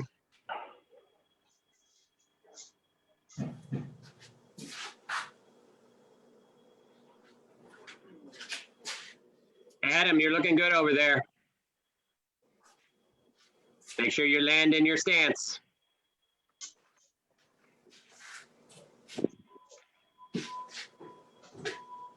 So Big Fist. So make sure you're landing all the way in your stance. So show us your stance for a second. All right. So now you're coming. So get on to 90 on the ladder, or 45. It doesn't matter. There we go. Now put that back foot on the line. There we go. And bring it back. So is that your, yes, you got to bring that. You're not bringing it all the way back. Okay. Thank you.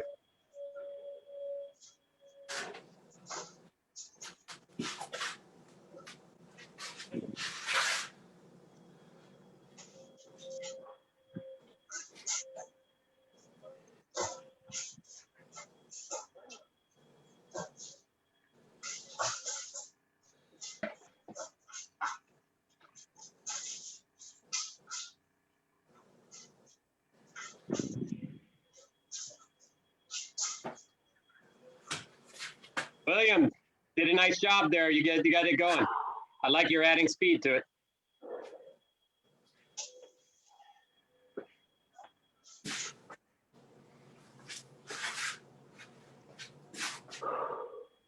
Nice job, Fox. Dig those legs in there, Fox. You can do it. Bend those knees. Doing that posture shift is weird though. Just, getting used to being your shoulders back is hard. Yes, it is, isn't it? Yeah. But I'm going to tell you, it pays huge dividends. Huge dividends. It gets that hip engaged, and because, you can really, a lot of this is all about, learning to move with your center. And then, because if I'm tilted, even moving is hard. So, Yeah. But you're going to find your upper angle sword changes are going to be beautiful.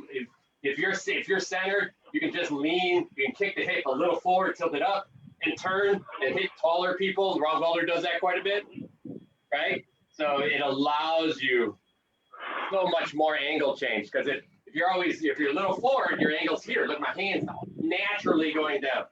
Right. If I tip it up, even if I over tip it up, now my hand's naturally going up.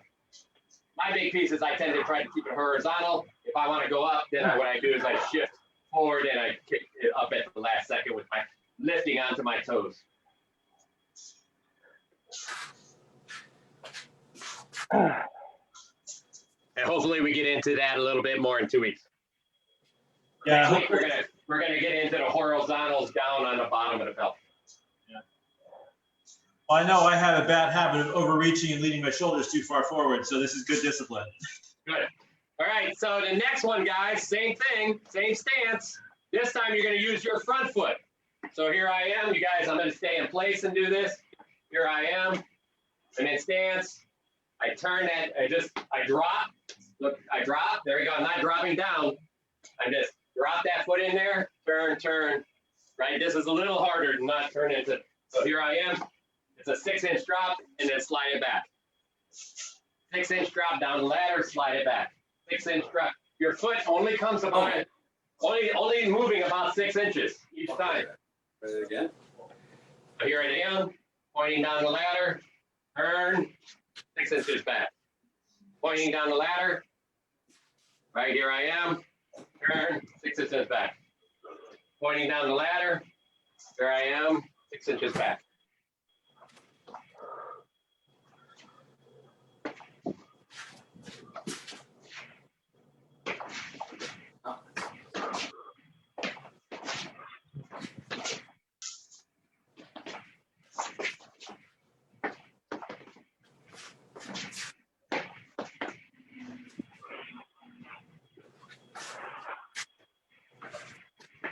This one's a little bit easier. You just have to watch bringing your front foot that you're leading with too far back.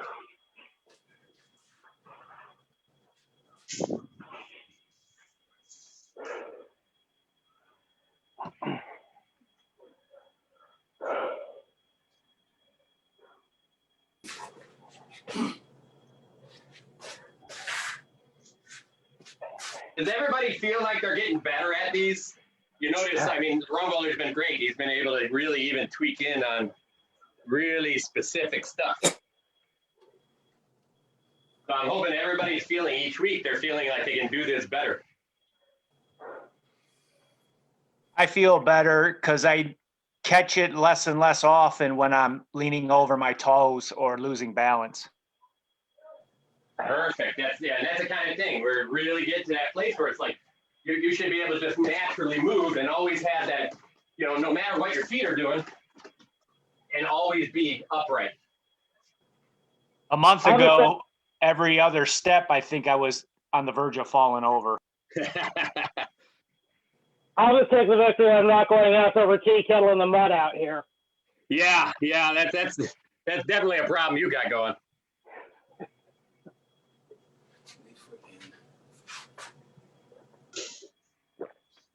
Adam, how you feeling over there? Having something to hold has been really helpful for focusing on keeping my body upright and my face and my shoulders back. Awesome, good. So now just all you have to do is pretend it was a sword and shield, keep them nice and up there, and try not to move them hardly at all. That way you know that you're not using your shoulders to lead you. This also is in defense wise, the good part about that is that you're always know where your defense is. So if you're in here and I'm moving around, my hands aren't creating gaps. You're not doing this. You're not like, you're not pulling the shoulders and creating, you know, as soon as you pull a shoulder, you create a gap. You can see this creates a gap. Instead, you're just allowing the hip and that everything's turning. So you know where your defense and offense are all the time.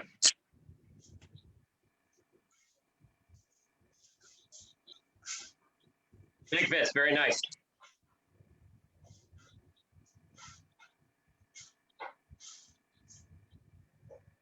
All right, so if you guys got that one, I want you to do both the back foot and the front foot, funny foot. In other words, let's do it on the other side now. Germanicus, this is definitely for you. Oops.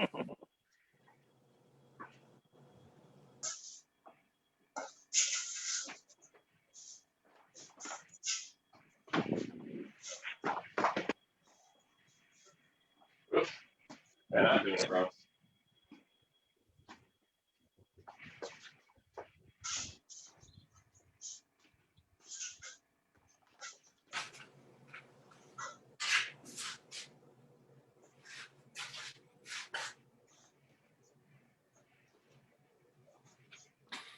Nessa, it's hard to tell. Are you on your toes?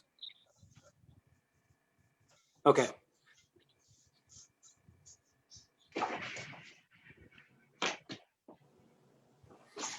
Sivrid, you're thinking about it, which is making you turn your head down, which is bringing your shoulders forward. Yeah, I just Make, realized. make sure your eyes stay up.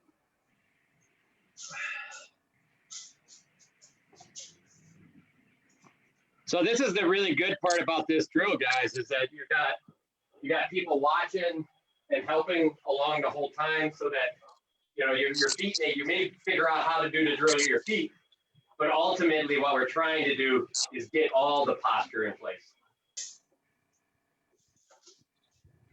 Sivrid, watch the head thing again, where you start to leave it in the center too much. That was better. When you start moving smooth and your body starts to feel right, then you like to leave your head floating in the center and let your body pendulum off of it. Right.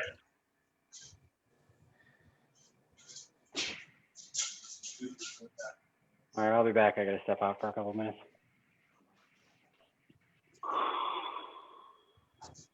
Bronis, are you a little high?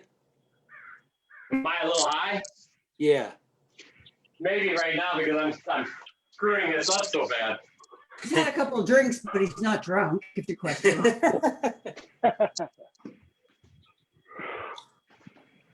Man, I do not like being funny foot. You get used to it after a while.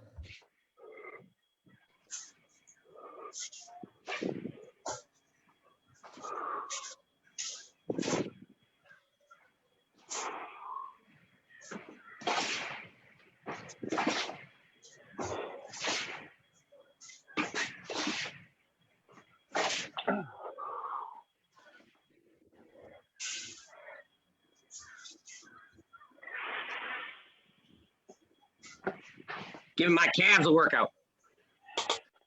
This one's harder Yes. on the knee. And yeah, because they got a lot more turning on that knee. So what you probably want to do instead of 90s is 45s. So.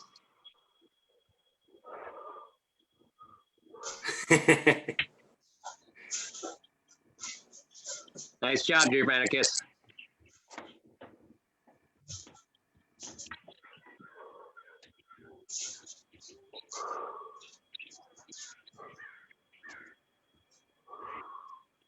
This is definitely a calf workout. Yeah. Yeah, because you're up on those down the balls of those foot, right? Which is another huge benefit from this, is because now you're really working from the balls of your feet. Later on, you'll learn. So there's an article that got that we posted up on SBA Coach's Corner. Talks about power from balls of the feet to heels of the feet. You get more most of the rotational power from heels. You'll get more rotational power because you can actually dig your heel in. The trick is to be in that place where you're, but then you lose all your movement because your foot is flat on the ground.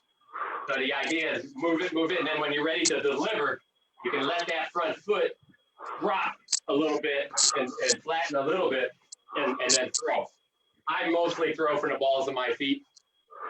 But at least understanding the difference between flat to throw, the balls that they throw, is something to remember. It's a good detail of fighting.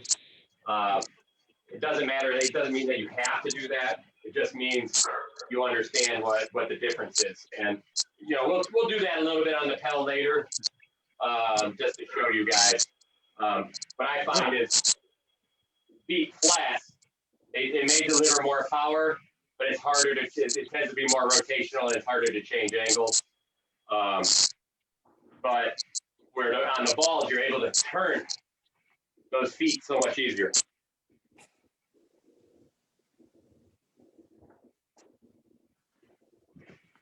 Was that the video that was the difference between basically a jab and an uppercut when he's doing the? Yes. Yeah.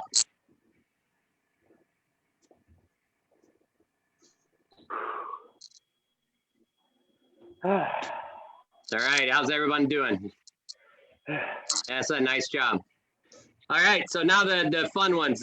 We got the last couple ones. We're gonna do our standard jab step down the ladder. So regular stance first, and you're essentially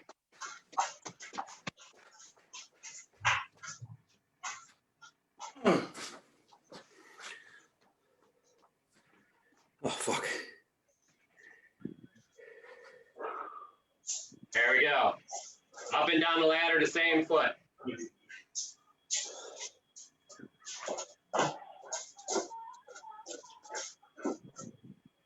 Put those hips back under you, Blue. Think about jabbing with your belly. Yeah, that felt horrible. Yes. Think about nice, Nessa. Much better, Blue. Looks like you're using the center of your body a little better. You're going to get a little tilt here and there. That's okay. I'm not worried about it. Nice, Nessa. You're even picking up speed. That's awesome. Big bonus. Yeah. Good. So once you do that, let's switch feet and do it the other way.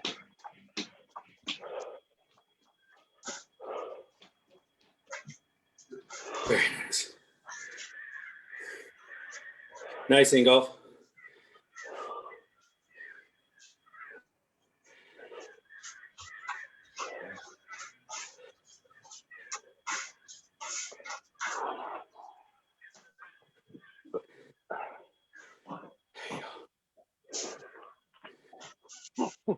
That's it. 6 inches forward, 6 inches back. That's the way, guys.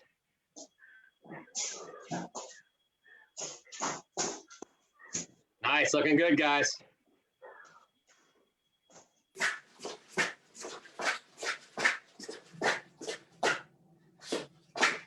Okay.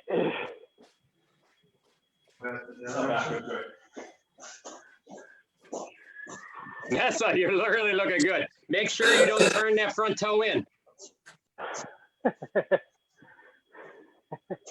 There we go. Straight at your, there you go. Nice.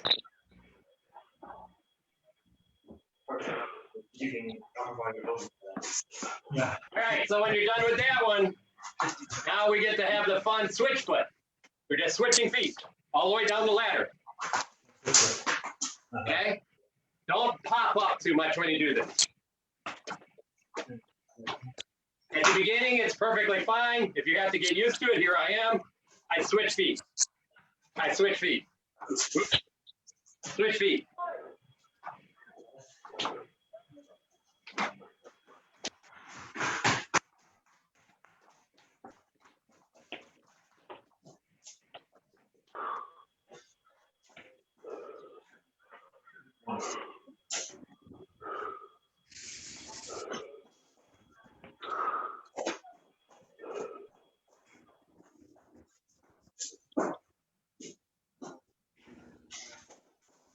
It's interesting, both, just so you guys know, both me and, when I first showed Ronco there, and I was in the same place, I'm like, you know, when would you ever use this? What you'll find is if I'm throwing a shot right here, my hip only has so much rotation. Ronwalder actually did this super fast. He literally threw a hook timber shoulder blade that was left part of the switch foot. Bang! And got this huge outside rotation.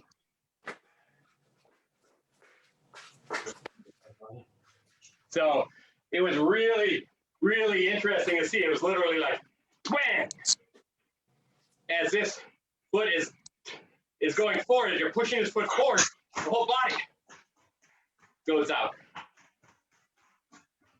And that pushes you into goofy foot. And the reason why people use goofy foot is because I'm closer to my opponent now.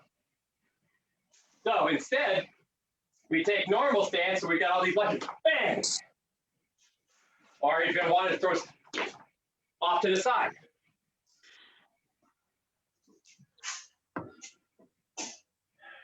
So that's kind of how you can see goofy foot being used. Bang.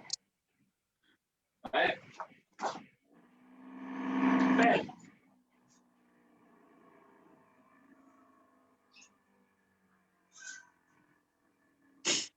So you can see that within all this movement, there's a lot of ways, different ways we're adding to essentially strike an opponent,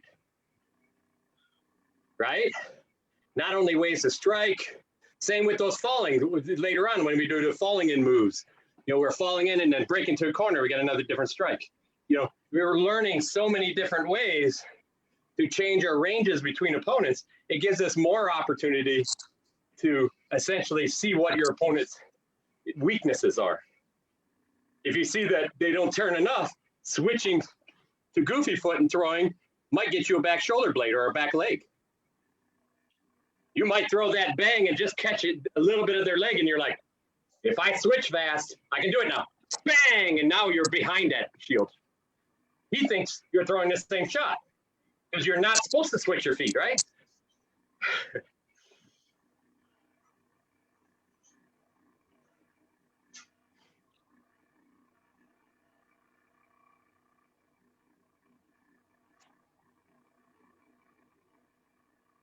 All right.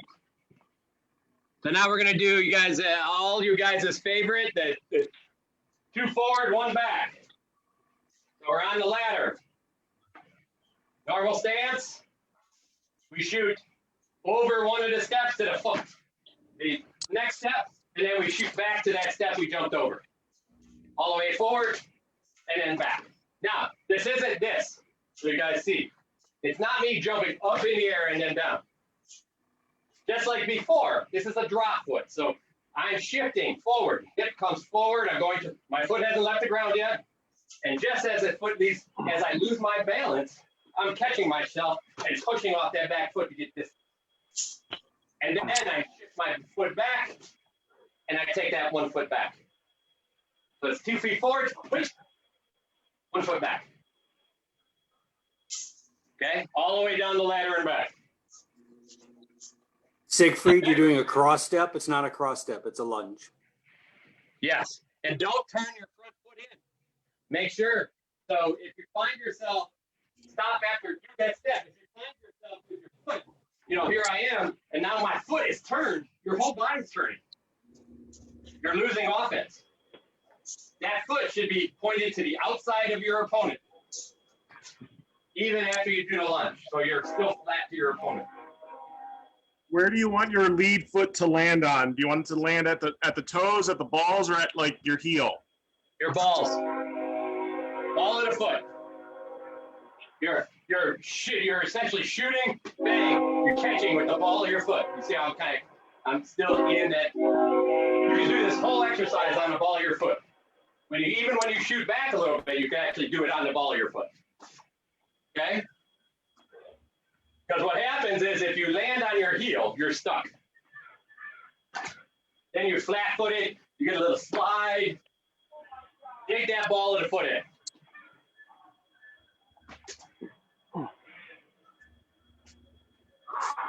Remember, like Bronis has said before, if your lunge does not reach the next box, that doesn't matter. That's correct. Whatever your lunge is, your recover step is half of that.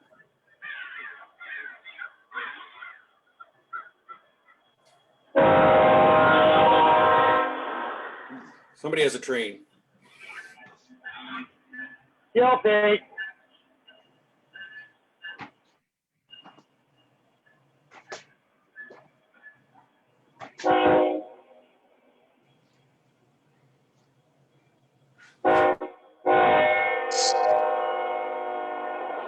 So later we'll be using this step as a jab on the pel.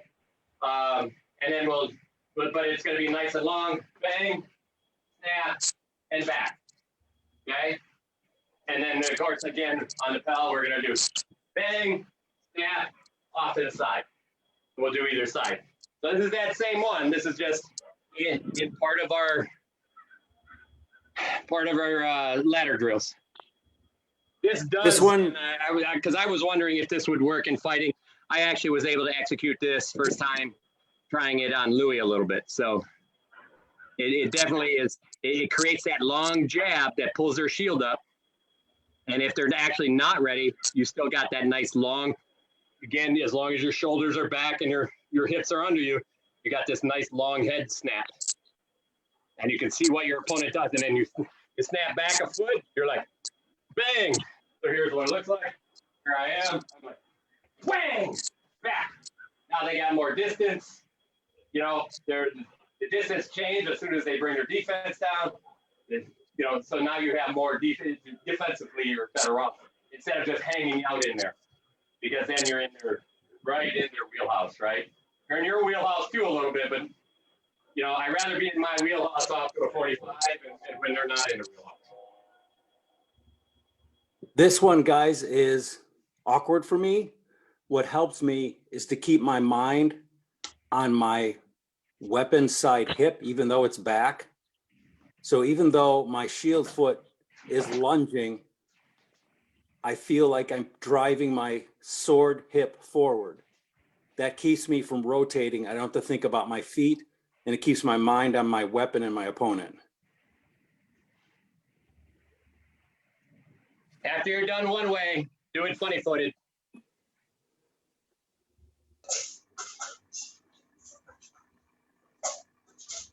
So, Walter, when you mentioned that, is that what you're just keeping in your mind, or are you actually trying to push your hip just a little bit, your sword side hip on the lunge?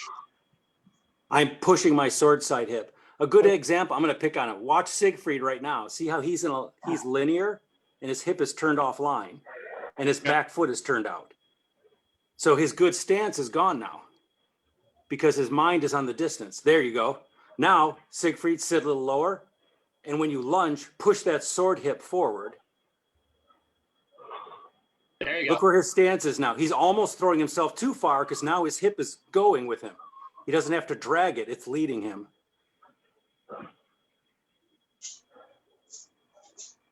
Yeah.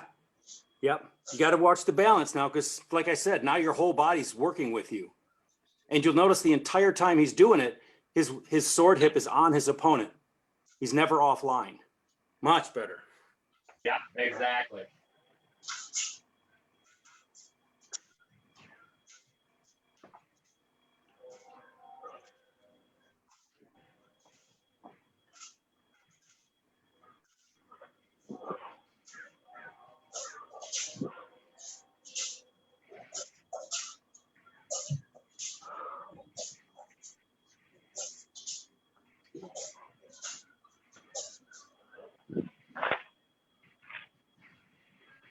Out of curiosity, Bronos, have you tried this one backwards? No. They do, they try. Maybe a lunge backwards, that would be weird. There's a lot of front foot when you. Yeah, it's a lot of front foot. But what I can imagine is if somebody likes to take a step and then they freeze when you pull out, you can lunge out. And then when they stop, back. you take your half step in and you crack them.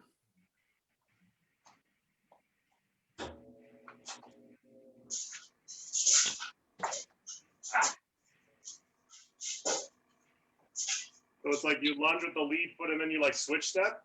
So you're almost falling back. So you're sitting back as you're almost falling back. You lift your back foot and push off with your front. Yeah, your lunge foot becomes your your other foot. But no, it's kind of the same. It's just different direction, right? It's still your whatever foot. One foot has to raise off the ground. So in this case, what's happening is the back foot is raising off the ground. Here we are.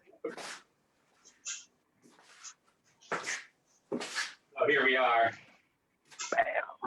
I start lifting this as I shift backwards and I push off the front. Actually, I can see using that to get out of the way of somebody's haymaker.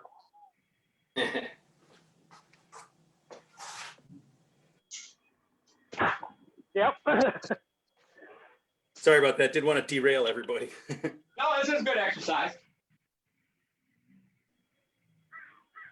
That's, you know, that's the idea is the more things you're able to do, the more opportunities you're able to see when to use them in a fight.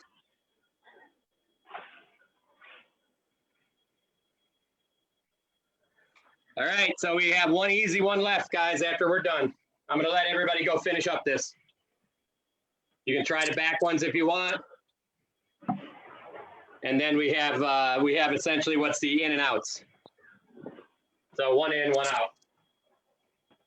The idea here we are, like in, oh, started with out, like in, out, in, out. Here we go again. Start with outs, in, out, in, out. I'm starting with the right. You can start with the left, but we're going to do it the other way at some point too. Again, with this one, try to keep perfect eye level. There. Do it forward down, backwards back.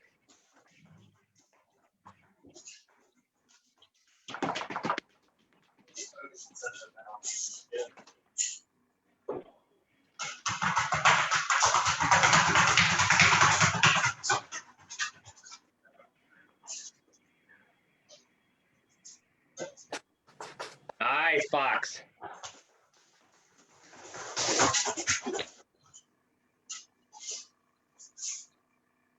All right. I guess you're backwards. That's backwards. Yeah, down and back. Remember, same foot. And then we're going to do it with the opposite. So I started with my right foot coming in. This time I'm going to start with my left foot coming in and out. In, out. And you would think it's the same. At least for me, it sure in hell ain't.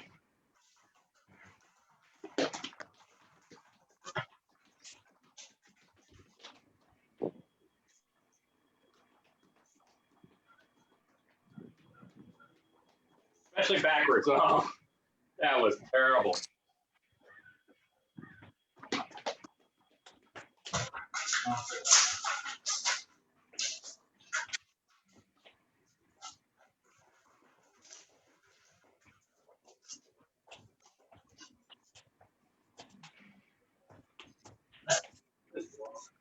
Yeah, you're trying to fall and try and catch yourself.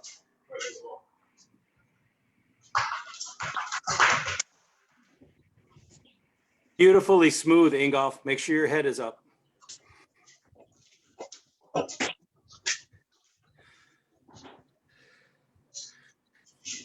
Sivrit, don't lead with your butt going backwards.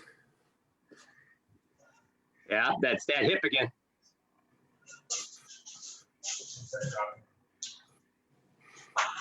Ingolf, you're so pretty. Yes, that looked good. You said don't lean from the butt. What? Don't lean. I was talking to Sivrit, but don't let your butt go back. I don't think Siegfried, I don't think you were doing it. I didn't notice. Oh, did you say Sigurd? I keep getting confused. Yeah, okay. Sorry. You can say Dan. Okay. That was better, Siegfried. Blue, same thing. It's not much, but I'm noticing when you get in your stance to go forwards, you're starting to compress. Right. My feeling is, in your case, you're having a mental intent, like you're ready to throw a blow. So you're partially leaning into it. Does that sound like I'm reading that? Okay. So get in your stance and then adjust your hip. Now pull your hip right underneath you. There we go. Shoulders Good. back. So what happens a lot of times, and William, you're doing a really nice job, man. You're keeping your stance, your shoulders really, your hips are flat to the ground. That is excellent. Blue, I want you to try something. So get your stance and then look up at the top corner of where the ceiling meets the wall. And to get that angle, push your hips under so your face is aiming right at that spot. So it's aiming really high. Does that make sense?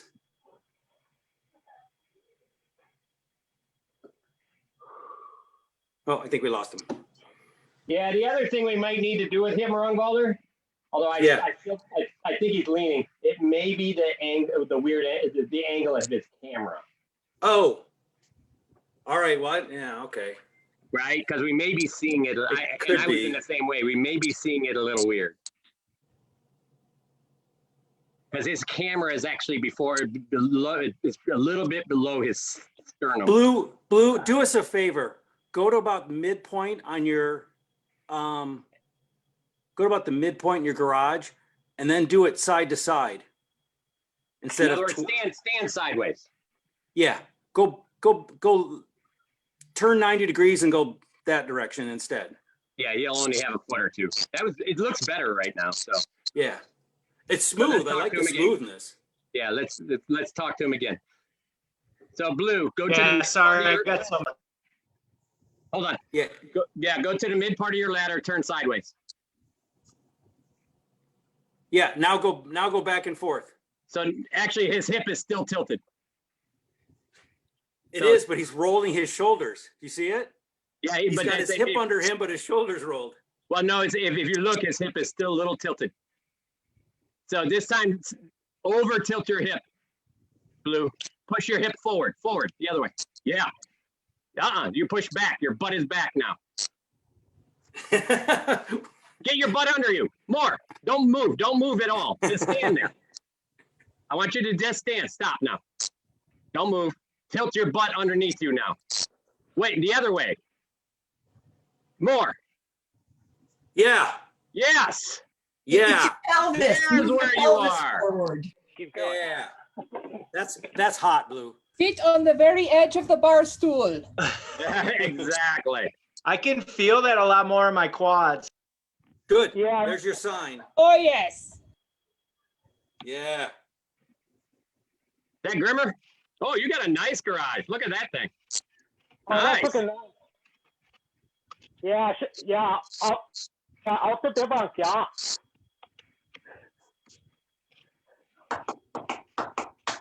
Oh, we lost him.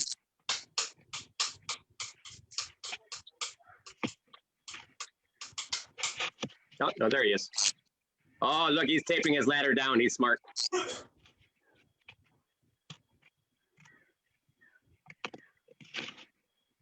Oh, that looks so much better, Blue. How does it Holy feel? crap. It feels horrible. It burns. That's really all we wanted. Yeah, okay, you're doing it right now. Oh, look at that. He could hit a 6-foot guy. Very nice. I can feel it in my shoulder. Like, it does feel like I could hit someone now. Yeah, good. That's sweet. William, that was really nice. That was smooth as glass.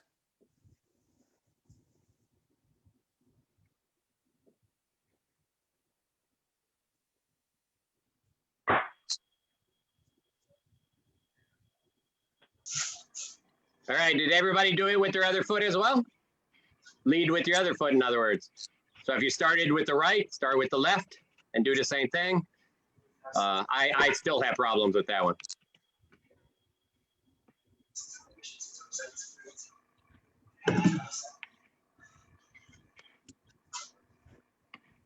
Germanicus, remember when you've got the weapons in your hands, you want to hold them up at the height you want them for throwing. Because what you're doing is you're practicing holding them low right now.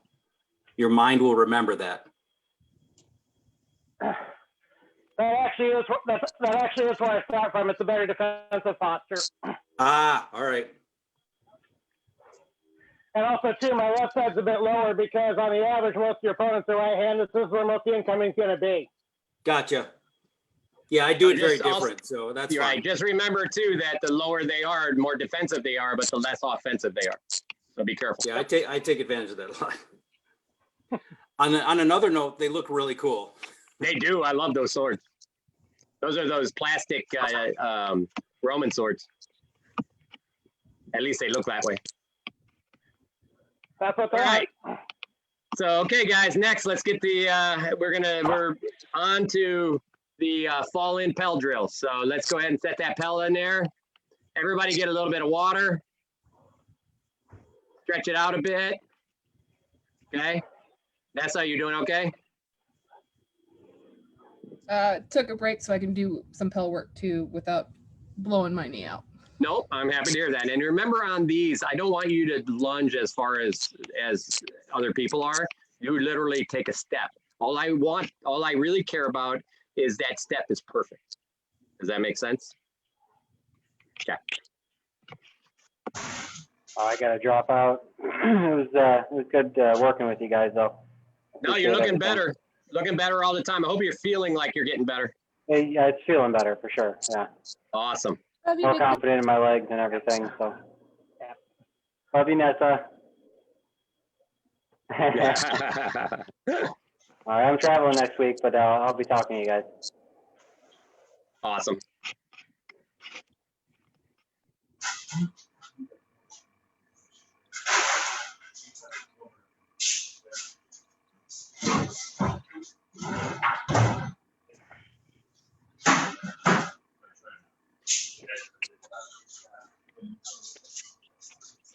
I think a big thanks out there for Cyber Lou, who's highlighting screens too. So, all right. So I get to pick my pell. My pell is going to be.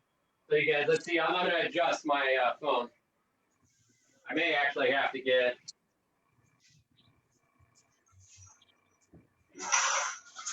Turn this sideways a little bit.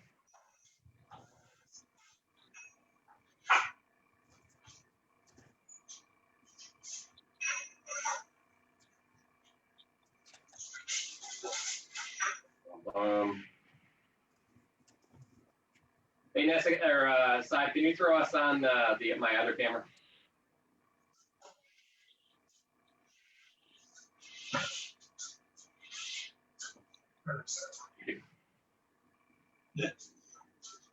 All right.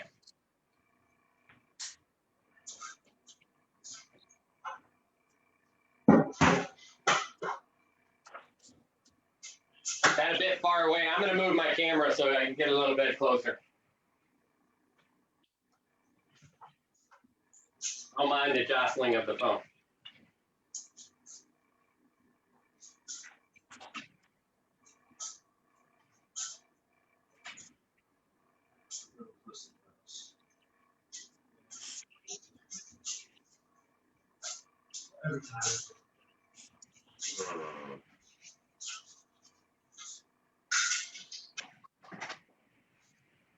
See if this works.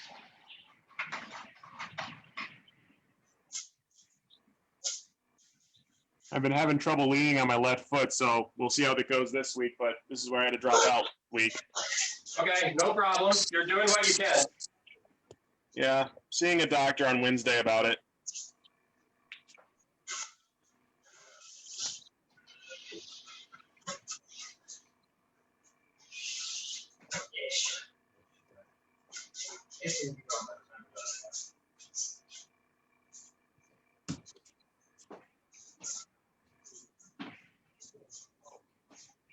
So I'm going to use both the phone as a pal so you guys can see what I'm doing and my pole here. Actually, you know what? I'm going to grab my pal.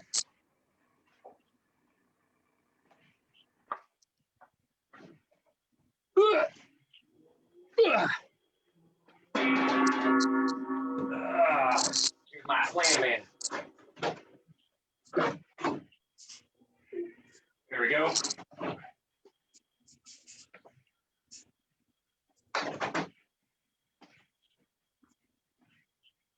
Close enough. Let's see, get back a little bit. There we go. Yeah. All right. So again, we're going to do this one, guys. So we're going to try to, we're going to do our normal fall in step, or we're going to start in with the 2-foot lunge step and back. I want you guys, if you're comfortable doing that already, you can start putting either a pair of sticks in your hand, a pair of swords in your hand, a sword, a shield in your hand. I don't care. The idea is lunge in and back. And as you get better and better, I want you to stretch it out and back. If you have a sword, I want you to lunge in at the area that, and I'll show you here with my sword, that only the last 6 inches hit. Lunge in, last 6 inches hit, and then back out. Yes. Let's get 10 of those in. So if you have a space that you're always using, go ahead and start marking on the floor where you believe your starting area is. Over time, I want you to add new markings. Leave the old ones. I want you to add new markings so you can see how you're doing. This is really nice if you can put your Pell on the ladder. You can literally put down on your ladder and use your ladder that way. So, if you're going to be throwing the sword, I want you nice lunge step first. Make sure it's perfect. Stop, throw, back step. Nice and slow. Make sure that each piece is perfect. Otherwise, for the rest of us that can't throw in here, keep those hands where they're supposed to be. If you have a sword and shield, put it on. Get your 10 in. Then switch feet and get another 10 in.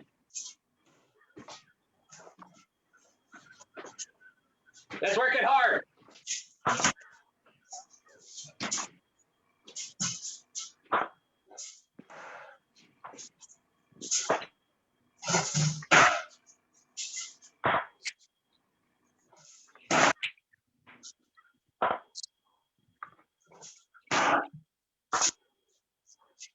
That's the way, Nessa. That's perfect. Good.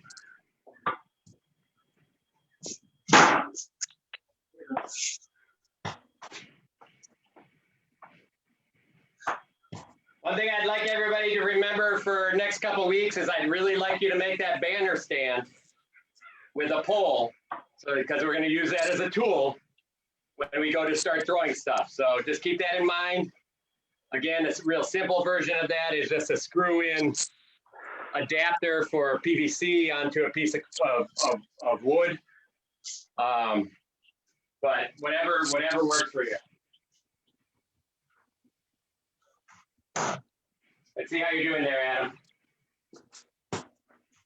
Very nice. Put your knuckles down. Your knuckles are pointing to the ceiling a bit. Point them at your pelt with your sword. Good. Very nice. You're going to make me go get my little rattan piece. So if everybody sees, Adam is actually just using a short piece of rattan, and he's getting a little closer to the pelt and then hitting it, which is a great idea, and he totally thought of it, so he's awesome.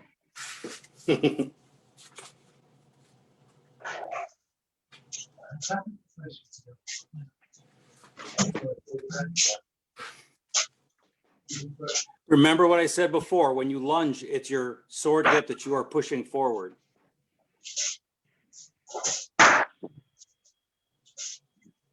And what Rongbalder is saying there is going to really make sense when you start throwing, because if you're leading with your other hip, you're going to throw too late. So the idea is as you're lunging forward, that throw is starting as well.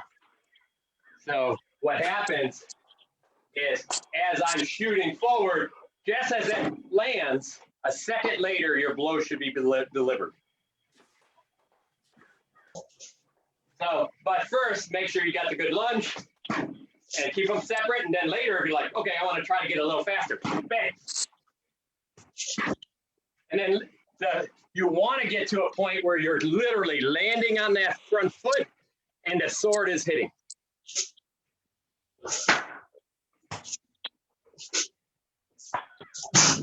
Fix your hand, Adam, you're on your shoulder with your sword.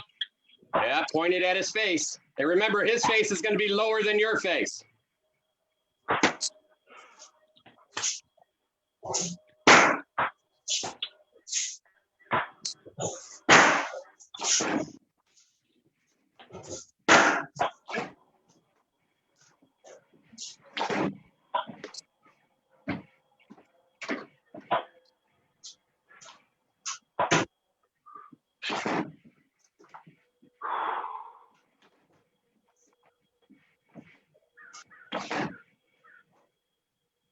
All right, did everybody do it? Make sure you do it on your funny foot.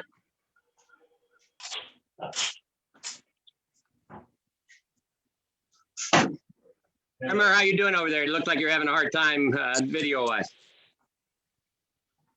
Looks like cold in your garage too. You got that breath going.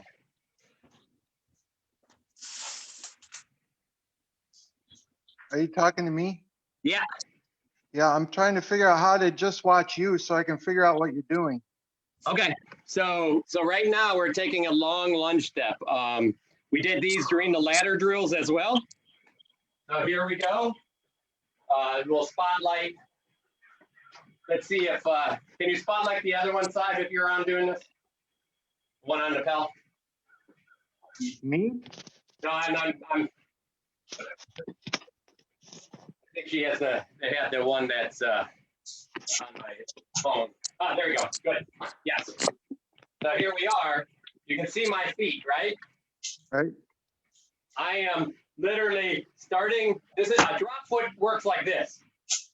You just lift your front foot and you let it drop forward. You don't put your weight back on your back foot at all. Okay. Just lift and drop. In this case, what we're doing is lifting and shooting 2 feet forward. And then jumping back a little bit. So that's what a long jab step. Bang, bang. And then that shot, get it back. You're not going to shoot back quite as far as you shoot forward. So 2 feet goes. There you go, and then back. So when you first start this, do it small. And don't look down. Head up, shoulders up, hips under you. Hips under you. That's not bad. Just get used to that. We'll get your hips fixed a little bit later. Good. I want you to do it all the way down the pel and all the way down the ladder and back. And then when you're done, I want you to switch stance, funny foot, and do it again. All right, how's everybody on that lunge step into the pel? Very nice. Then the other foot? And then funny foot, yep. Okay. Don't put me on mute so you don't have to listen to me grunt. No problem.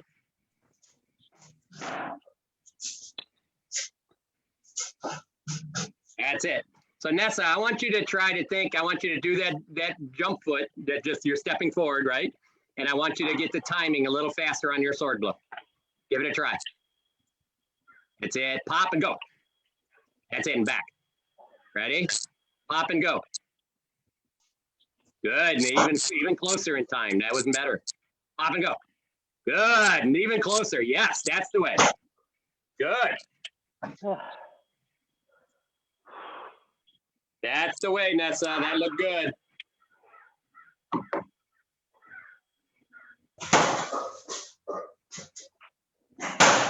I don't want to Nice. point fingers, but I think somebody added weights to my shield over the last few months.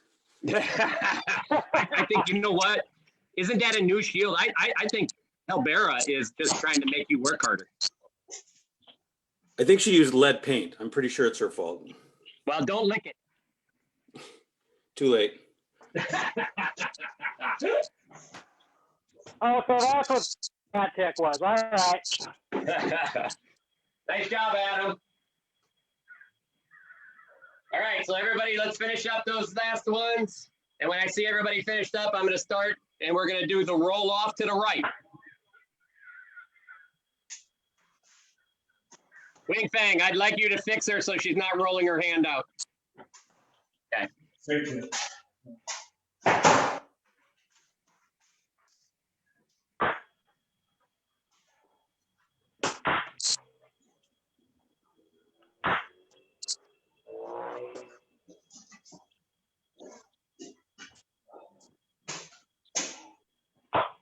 Yeah.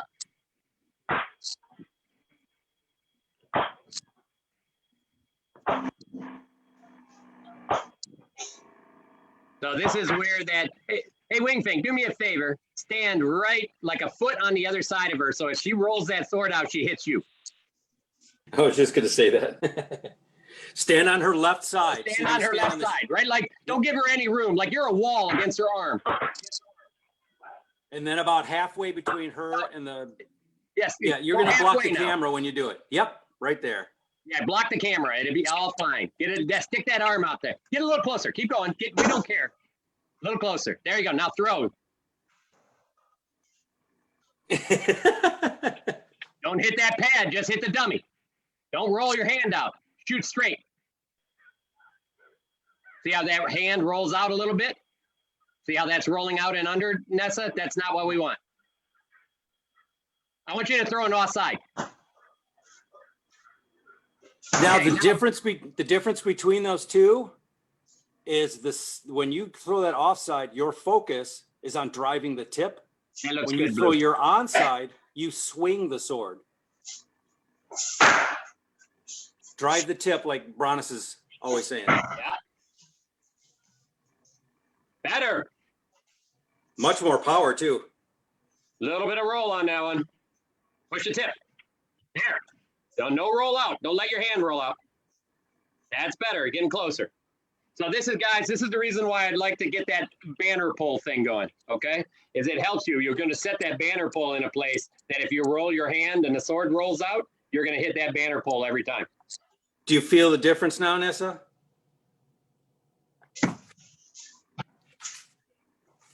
All right, guys, the next one. We are going to go ahead and we're going to go normal stance, pop, throw, off to the side. I don't care if that off to the side after you're here is a gather step. In other words, you catch with your bang, and then you lift this foot and fall into that corner. Okay? Or it's bang, and it's a front swing step. Okay? You can do either one, or it can even be a gathering step. Just figure out which one is most comfortable, and then I would also suggest you try the others. This is a little harder because you actually have to catch and rebalance yourself for each of those steps. So it's pop, bang, gather. Pop, bang, gather.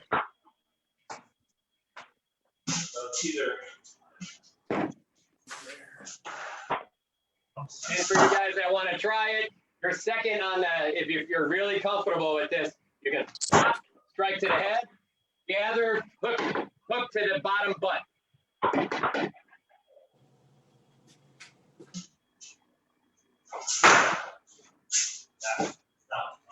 Think about rotating. Remember, when you do that gather, your foot has to turn in.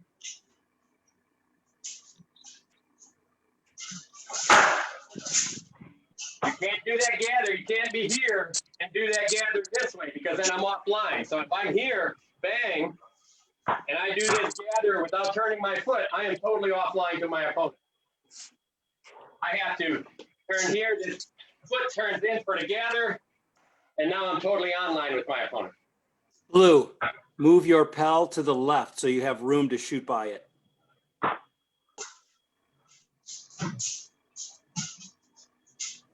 Gap foot, bang, gather.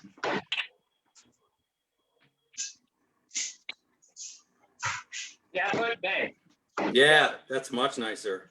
Feel Is it better? a hop into a gather, or is it a step and then gather? So really I call it a gathering step, but it's really a drop step. And then lots of drop steps. But it's literally put the foot out, I got a big wide stance, I gather that foot back. Okay? But stretch, gather. Or step gather if you want to call it. In Hema or in German longsword, it's just called a gathering step. So that's the only reason why I left it as a gathering step, is because terminology and German longsword had it that way. Where a shuffle step, here I am, bang, this foot, one foot comes to the other. I shorten my distance. Sivrid and William, do the same thing with your pal. Move it to the left so you have room to cut past it on the right.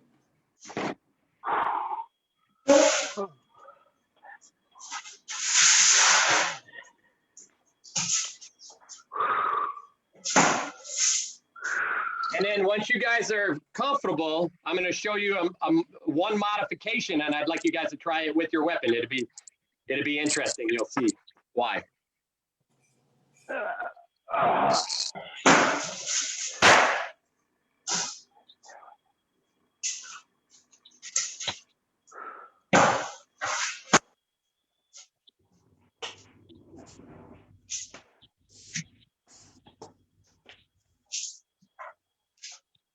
Nice wing fang. That looks good.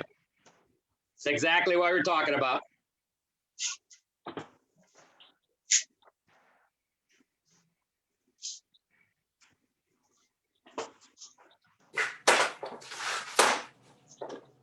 So while everybody, you can go back and work on this, I want to show you something real quick. Now here we are. We're popping in. We're throwing a shot, right? And we were just doing a gathering step. In other words, a step out and around and bring your foot together. In this exercise, we're going to pop in, and I want you to think about the switch step. Remember that step where we just switch our feet? But this time, we're going to do the switch step right into like a TikTok step. We're going to switch our feet and go to the side of our opponent. And then I want you to throw that sword and see how far you can reach around. So I'm going to do it real slow again. Jab, strike, TikTok step or a switch foot step, and strike to the bottom.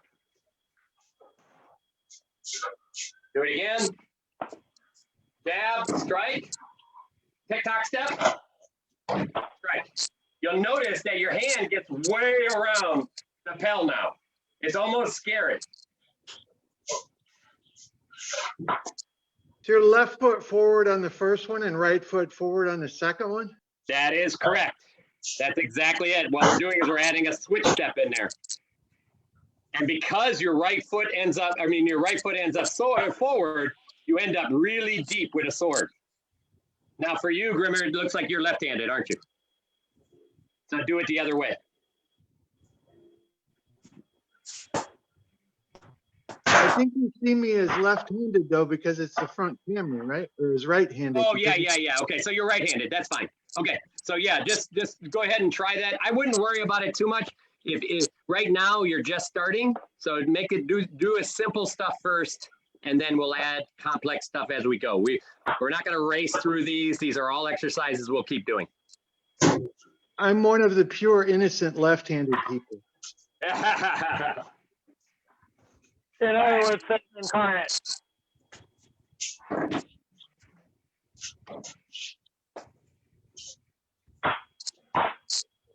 Hey, Fox, you try that yet?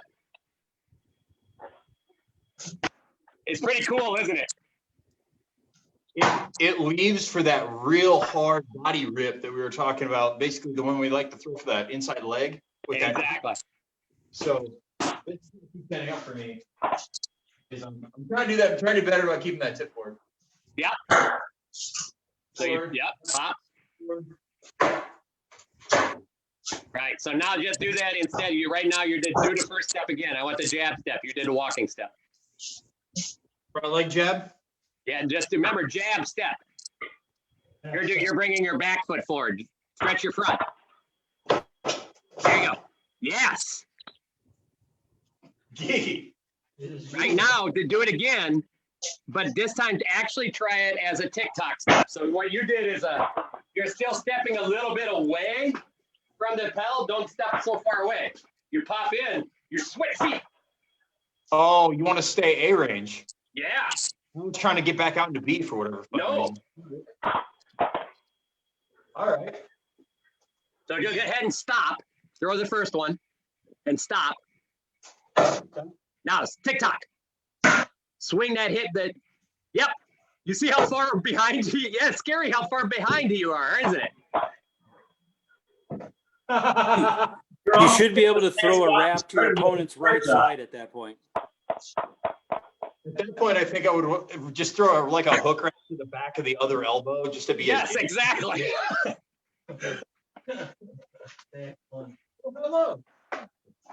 And the cool thing about being a Florentine in this case is I can hit him with my left stick while I'm in the transition. Yes, 100%. So let's see it, Germanicus. Let's see. Jab step, pop them, and then. Oops. Yeah, don't roll that sword so far out next time on that TikTok. Okay. Keep it nice and tight. No, if you roll it out, you're wasting time. Okay. So. Jab step. Now TikTok. There you go. Much better. Yeah. Thanks, Bronis. This will help me get my wraps deeper.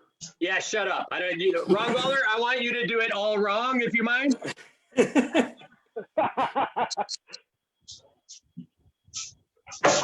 know what kills me on this, Ron Welder, is as soon as we showed you the switch foot crap and you threw it, I was like, oh, that was a terrible idea. Well, I appreciate, actually, the thing I'm appreciating the most is how much you're opening up my mind to all these other possibilities. Yeah, it's really kind of scary, isn't it? I mean, it still worries me on implementation, but you know what? If you don't know them, then you'll never challenge yourself, right? Well, yeah, and we're already recognizing so many possibilities in here. So I fully expect my skill to drop before it goes up again. Yep. So, you know what? I'm doing all right for a 57-year-old man. So. Yeah, you're not bad. Hey, I'm just happy to show you how to teleport. I mean, come on here. Straight line. All right, so after you feel comfortable doing that, let's go ahead and roll off to the left side, folks. So I usually roll off to the left side. Okay, when I do this, I roll off to the left side. I keep it side to I roll off to the left side, bang, here, and I usually swing my foot behind. But again, you do not need to do it that way. You can essentially snap, bang, catch myself, and drop step. So find out which one you're comfortable with and do it.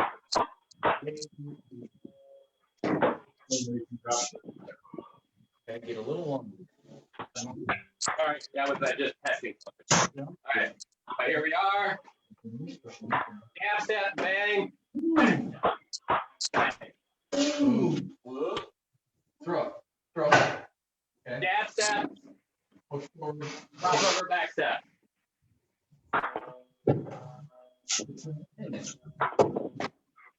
Gather step. So you can do it either way. It's perfectly fine. Just get comfortable doing it. Never gonna fucking make it. You can win. Really? You look where your hands. Not bad, William. So when you guys, on the second shot that you're throwing, I want you to think about inside leg shot. So there's a couple of shots you can throw in a second. We have our first jab to the head. As you're swinging over here, drop your butt and throw horizontal to the ground low. To the inside leg. This will tear up a. Don't point your shoulders down. Literally, bang, bang. Even if you hit them up in the hip because you can't get low enough, I don't care. Just don't do this. Don't lose your center. This is a great move against a left-hander if you're right-handed. Nessa's mad at you for telling everyone. Use it against right-handers, all right? That's forbidden. Yeah, but see, here's the thing. For us, it's good all the time. Well, like I used to tell others out here when they first started fighting me, the two sword, treat me like I'm left-handed. Yeah. All right, let's get our 10 in, guys.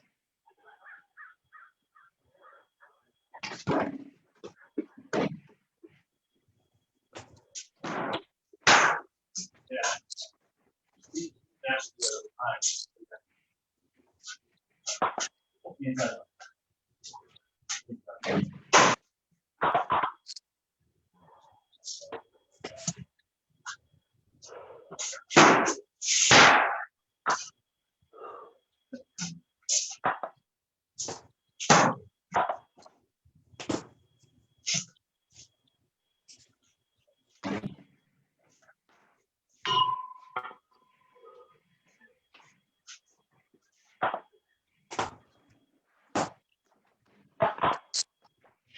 Hey, Rongo, try that one with TikTok with a. I don't know if it'll work with a lefty or not. Give me a second. I want to see it. I want to Grimmer. Grimmer, I know you want to watch how you're moving, but do not lower your eyes. Keep them up until you're done. Then look if you have to. That's better. Well, yeah. So with Grimmer, we're going to have to work on those legs up and down a little bit. Okay, Bronis, you want to show me one? Yeah, so I was seeing how the TikTok would work here. I didn't like it. So here I am, jab step. Now I'm going to throw this TikTok in there with this foot forward. Backhand. They like that offside leg that we throw, but with 20 foot forward. What if you sit more when you throw it? Yeah. So here it is right here. It feels interesting. Bang, here.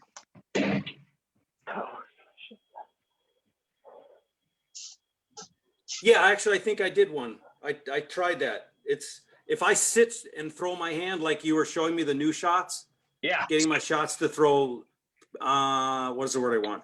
Horizontal instead of at an angle. Yes. I drive that hand straight down. Yes. It actually is a pretty wicked shot, and I still have my shield and head up. Exactly. That's why I wanted to show you that one. Because yeah, I like it. That's going to be my sword side. Yeah, right? So all of a sudden, you're going to be on my way back edge. It's a better, you know what it is? It's a better version of that thing I threw in that heroic that everybody seems to like. That is Except exactly in this case, I'm still thinking. facing the opponent. I'm still useful instead of just passing by. Exactly. And this sets up that as they turn, you could just step back and then hook the back of their shield side, right?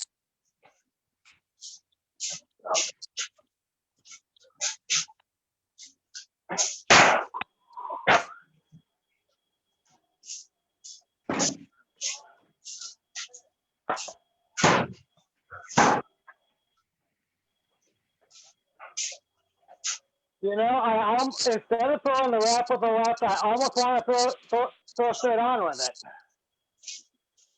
Do it again.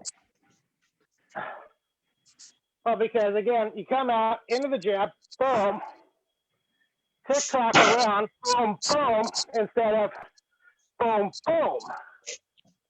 Do it again. I lost your video for a second. Okay, so I finish the TikTok and I hear boom. I want to go boom, boom, instead of boom, boom. Right, but so is that the end of a TikTok? Because your foot's the wrong way if it is. Do the jab foot. I want you to start from the jab foot. Okay, jab foot, in this case is the left. Yeah. Boom. Now switch your feet. Oh, switch the feet, okay. Right. That's so you can totally do it the other way with a regular gather, and that's fine. But now we're adding the tick-tock to it. Boom. And then kind of hop and switch your feet. Right to the side of them. Yep, right there, and around the other foot comes around them. Okay, there it is. Yes. There it is. Okay, I can almost throw the one out of that, to be honest, though. Yeah, so do that a couple times, nice and slow. Yeah. Yeah. Okay. Yeah, all right. Okay, that's what you mean, because there's a TikTok even there. I wanted to constantly throw it outside, but the ref get out of it, so that's it.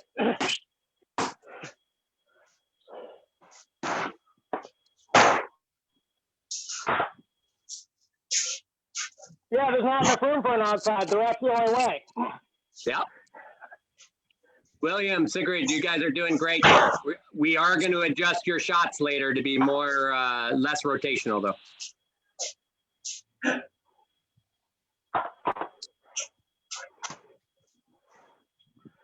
Lou, are you all right? You look like you're stretching there. Getting old? A little bit old. Hey,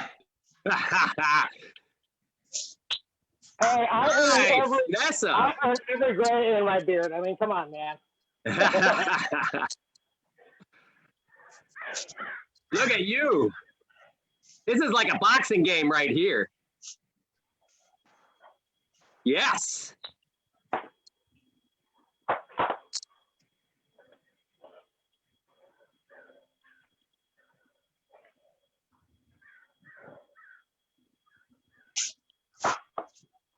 Great job, Wing Fang. I love it.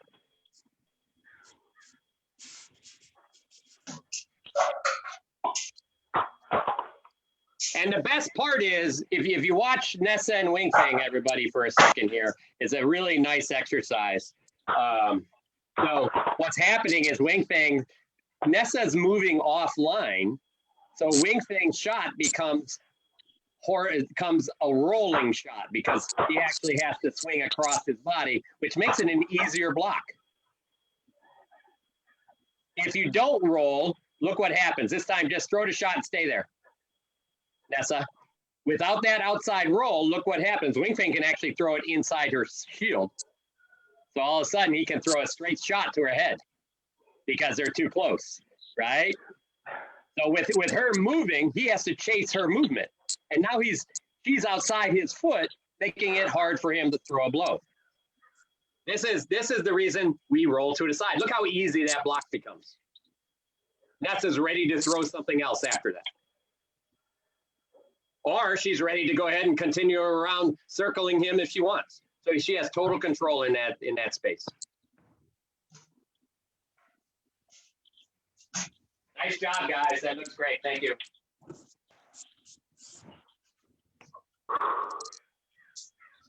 All right. So we didn't do a lot of rotational exercises around, whoops, I'm going to go back to the other camera. We didn't do a lot of rotational exercises around Bob today. I'm not going to worry about those because we're adding a lot of throwing exercises. The last one I really want to do, guys, is I just want you to think about that long lunging step. In other words, here I am, step, gather, bang, right? And we're going to do 10s as straight into the guy, make him perfect. This is going to be, you're going to back up an extra couple feet on the pedal, and you're going to like, bang. You're going to fall into this opponent. Okay? If you're not comfortable catching yourself right away, then all you're going to do is you're going to still think about shifting. You remember that exercise I did earlier where we stood there and I shifted all the way back and I shifted all the way forward? In this exercise, we're going to shift all the way forward until we have to step. So shifting all the way forward, and then I have to step. And then I throw. Do those two totally separate. So here I am. I'm going to get out of edge here for a sec. I lean into edge. I step, bang, and then back. Make the sword blow second. Step first, stop, sword blow. As you get better, it looks a little closer to sword as I'm here, as I'm landing that front step, I'm throwing the sword at the same time, just like we talked about in the jab. So we want to get those closer together as we're throwing. All right? Here we are. Bang. Those are separate. Bang. Make sure you're pushing yourself. Push that range a little bit. If you have bad knees or whatever, then just don't worry about as long of a step. Don't catch yourself so hard. But as they feel better and better, push yourself. For the guys with good ones, this is all about pushing yourself. Okay? This step can be literally, all of a sudden, I'm all the way down my ladder. Okay? And I'm really far away. I'm leaning, bang, I huge step, and then I hit. Okay? So the idea is you're covering a lot of range really quick. So do about 10 of those. If you're throwing a sword, try to, even if you have to shorten your distance, lean, I don't care. Always. Get all the way back on your back if you have to. Lean forward, fall, short step, bang. Okay? Is the ultimate goal to hit on that second step? The ultimate goal is to actually hit on the first step. All right, because they're different, and I just wanted to see where we were headed. Bang. That's our goal, right? Yeah, this is our goal, and then we catch up. Gotcha. Okay, that makes more sense to me. Thank you. Right, so here we are. Bang. And then I'm here on Bob. Underneath, get that hip under. Don't do this. Under.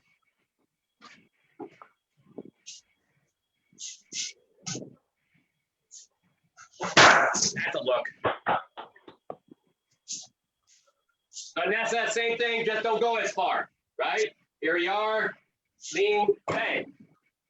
So practice that lean from front to back. And I want you to really think about going, because you're not lunging as far. I want you to sit on that back leg almost so you can lift the front.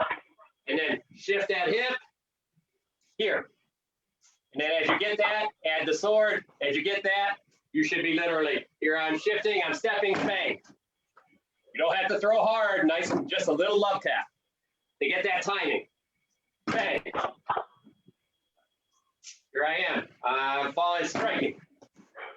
And then bringing my back foot up. Striking. Strike. Okay, so we're developing that time.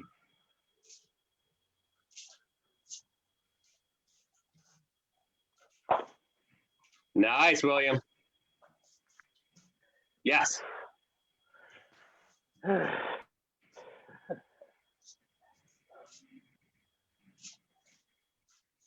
bad, Grimmer, but I want you to make sure that you take your hips. I want you to watch my hips here for a second, Grimmer. All right.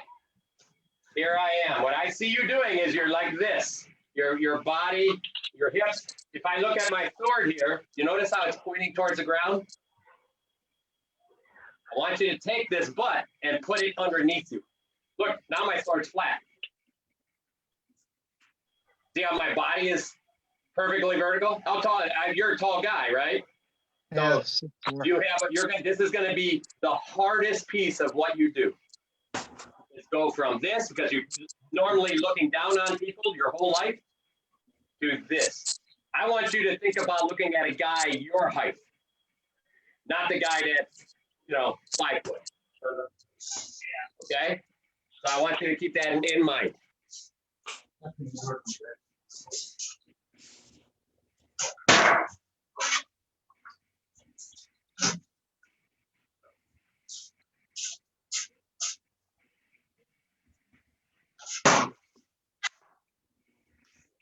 That's right. When you get inside there, when you throw that shot box, I want you to dig and get nice and low, like you're crabbing him. Yeah, so you're like underneath him, like lifting him with your hips, right? Because that's where all your power is. Oh, better, Grimmer. Hips under. Okay. Better. Where's the okay.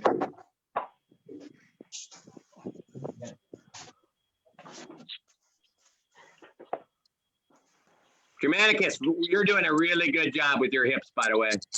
I'm really impressed because you're a big guy too. I appreciate this, your grace. This is the shit they did not teach me out here. That's all right. It's a shit nobody teaches anywhere hardly.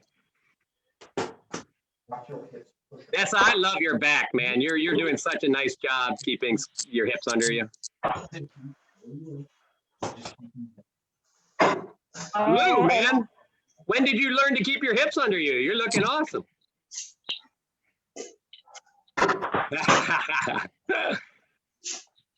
Cool thing about this is they think you're off balance following it, bum rush him, and you're really not. No, you're perfectly in balance, aren't you? Yeah, and that shot that you throw while the back foot's landing distracts them. Yeah. Hey, Adam, you're looking good over there. Your back is also really nice. Nice. Your timing on the sword is good too. Way to work, guys. You guys are looking great, man. This is getting better and better every time. Well, the cool thing about this is after my right stick hits, my left stick is already short sticking him somewhere.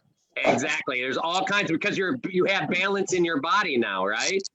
And you're not leaning, and you can throw whatever sword you want, right? Yep.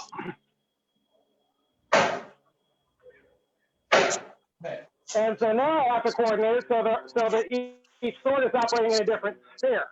That, you can't because it's very tough to defend against two attacks at once. Right. You're getting. Oh, you're right. You're getting. Nice, Siegfried. I don't know what the fuck I just did there, but it felt like it was in balance. This is the good part, is what you're going to find is that as you do these more and more, that your balance will get better and better, and that you'll always be in balance. And in fact, what you'll find is that when you're not in balance is when you're going to have, you'll be able to catch yourself and why. And most of this will all be around, it's like, and Ron Welder can tell you, it's like, I felt totally out of balance. I know I did it wrong. Now, your opponent may never see you do it, that understand what you did wrong, but you will. And you'll readjust, and you'll constantly feel in balance. And if you're in balance, you can move. You're not leaning over here. I can only move one way if I'm leaning. Right? Well, another thing you go from is don't go from here. Go from here. Yes, exactly. And the good part about that is now, if you want to fall out, all you do is you drop that back behind you. You want to fall forward, you drop it in front of you. That's exactly it, Dramaticus. Very, very good, man. So you're just kind of floating.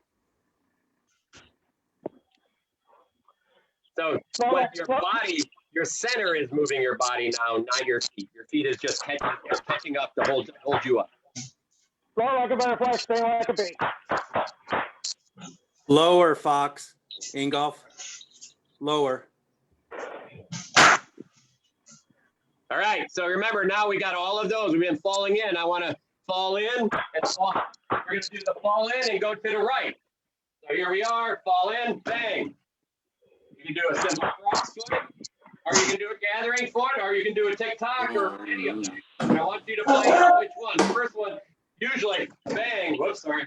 That was a fall in, bang, gather step.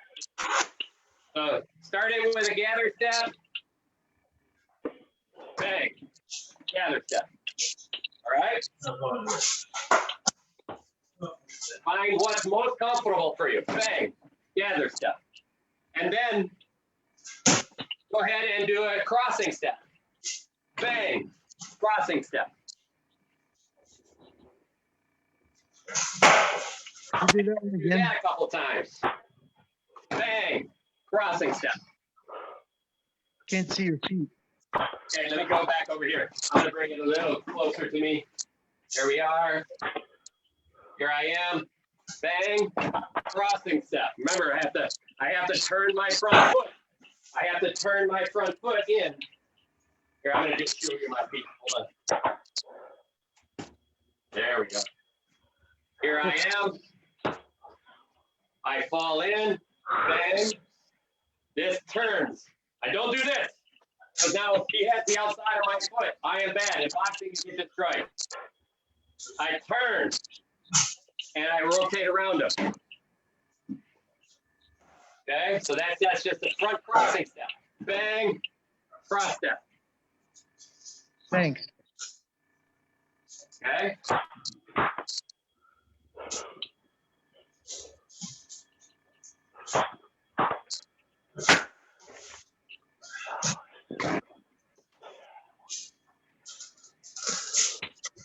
And then just like the jab step, we're going to do the tick-tock step. So we go from bang, I'm here to gather. Bang, I'm here to crossing.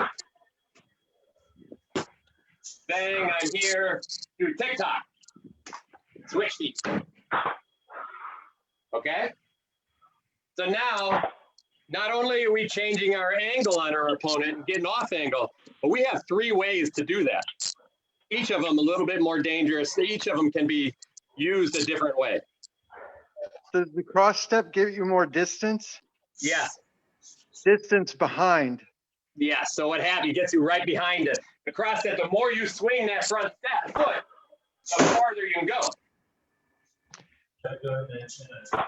Right? So if I just do a drop step or do a gather step, here's my gather step, right? You can still see me in frame. If I do that front swing step, right? Bang, I'm here, swing. Now I'm farther in frame. See how much more distance I get? Yeah, does the switch step get you further away though, right? So the switch step actually, here I am, bang. I take this foot and I put it forward around my opponent. And it actually, at this point, I am striking, literally, I'm striking the other side of my opponent because my shoulder and leg and hip are so much farther forward. So like if you're throwing a rim. You're striking all the way around. So for you to try this, do this. Here you are, bang. I want you to take this foot, right, this back foot, and put it forward here, and then this other, your foot that's usually your lead foot goes back, and throw that, and you can see how much farther around you go. That's how I threw my wrap that doesn't work anymore.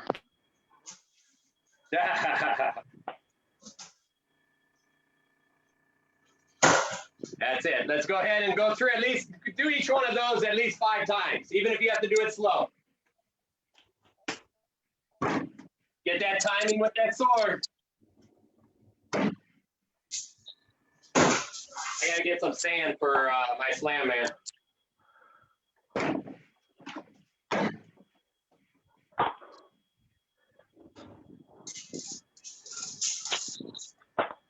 I guess he's in the house. I can put some water in him.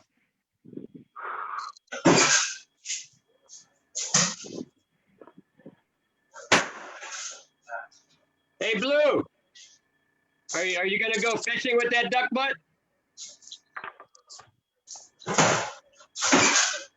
There we go. That's better. There we go. No duck butt, guys. Speaking of fishing, in surf fishing, the mechanic of casting is very close to what you do with a glaive. Yeah, well, it's actually, fishing is almost the same thing to use with in your sword hands, too. Oh, yeah. Another thing, too, since I like to surf fish, it's like melee work because the beach is actively trying to kill you with the ground shifting under you. Yes. Yes. Let's see that again, Nessa.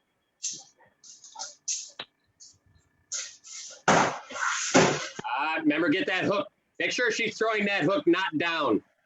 Bang, bang. She looks like it's tilting down. So you're throwing that hook. You're pointing. The bottom of your sword should not be pointing down. I'm going to go to my side here. What I see is this. You need to be this. So what I see is you changing over here and throwing this down. Look at my angle of my sword. So you're throwing this. Don't push this elbow up. In fact, keep that elbow low and in the body.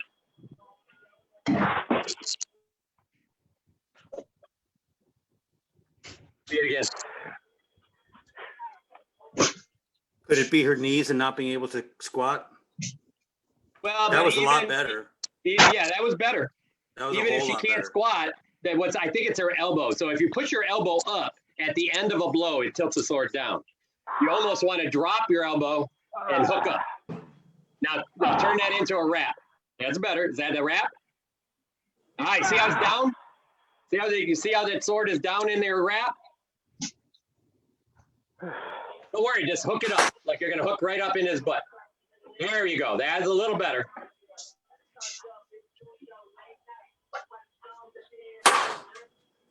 That's better. Yes. Man, you gotta love those pads.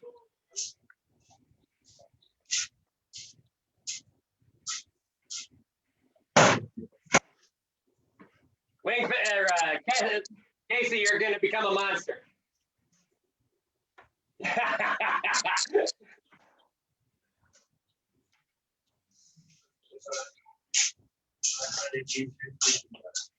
So next week, we're going to go into a little bit more blow dynamics, mostly all lower body. I'm going to review, if you guys have my Pell videos, there's a Pell Hell video that I did that's all about legs.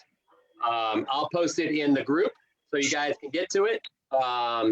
If you want to watch it, it's a little long, but we're going to cover a lot of stuff in Pell Hell. And it's going to be a lot of squatting in Pell Hell, right?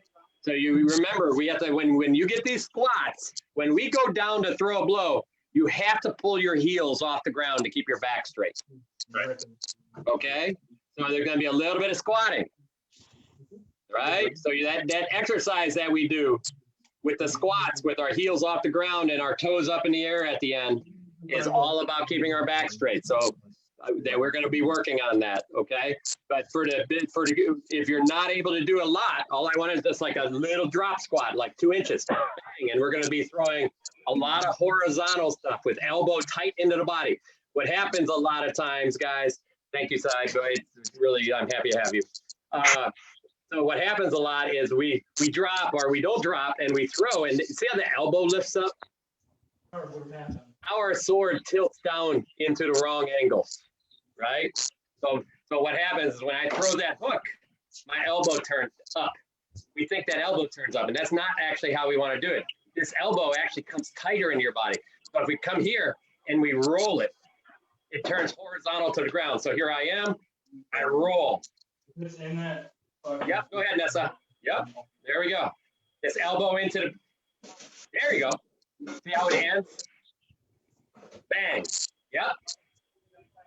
Doesn't where the elbow is depend more about what you're going around? So if you have to go around something, you'll go further out? No, that's what movement's for. Exactly. Yeah.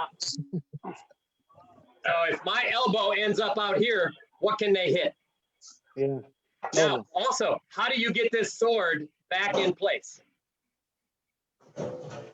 It's very hard. You have to kick it back up, or you gotta roll into something else. In this exercise, you're here. All I do is I kick it back up.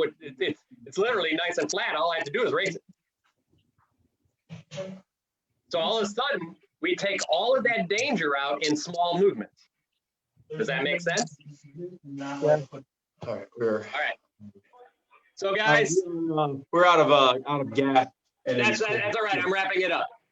So Thank you, Vox. Thanks for working with these guys. oh yeah, you guys soon. All right, guys. Thank you, guys. Everybody, you all did. I mean, today was so much better than even the last one. Nessa, you're looking really good. Blue, man, that adjustment in your back is amazing. So many people really did a great job adjusting your backs. William, you've been doing it actually for really well for a while. So we're getting you there. You can see the back difference, right? Yeah. So, and now we're talking about, Adam, thank you for coming back. I love your little short stick you're using. That's an awesome idea. They're vacuum tubes to shop backs. Perfect. Brilliant. So, you know, everybody, Germanicus, for a big guy, this week, your back was so straight. It was amazing. you know, and I'm hoping you're going to find that because you have better balance, you don't find yourself putting scary pressure on a knee and trying to recover because you're out of balance. You actually, by having better balance, you're safer on your knees. Okay. Yeah, it's not like I wasn't pushing my knee brace quite as hard. Yep. So you know, I think everybody's doing a great job. We're gonna jump in. We're still gonna do our drills. We're gonna run through those all little ladder drills really hard, really fast, so that we can get to other stuff. Well, next week we'll probably do some more rotational drills, and then we'll dive into the lower leg shots. Okay. Awesome. Awesome. All right, guys. Thank you for coming out and working out with me, because it's so cool to have friends to work out with. Yes. And dude, Hardy Heart, and it's almost painful to watch my fighting videos prior now.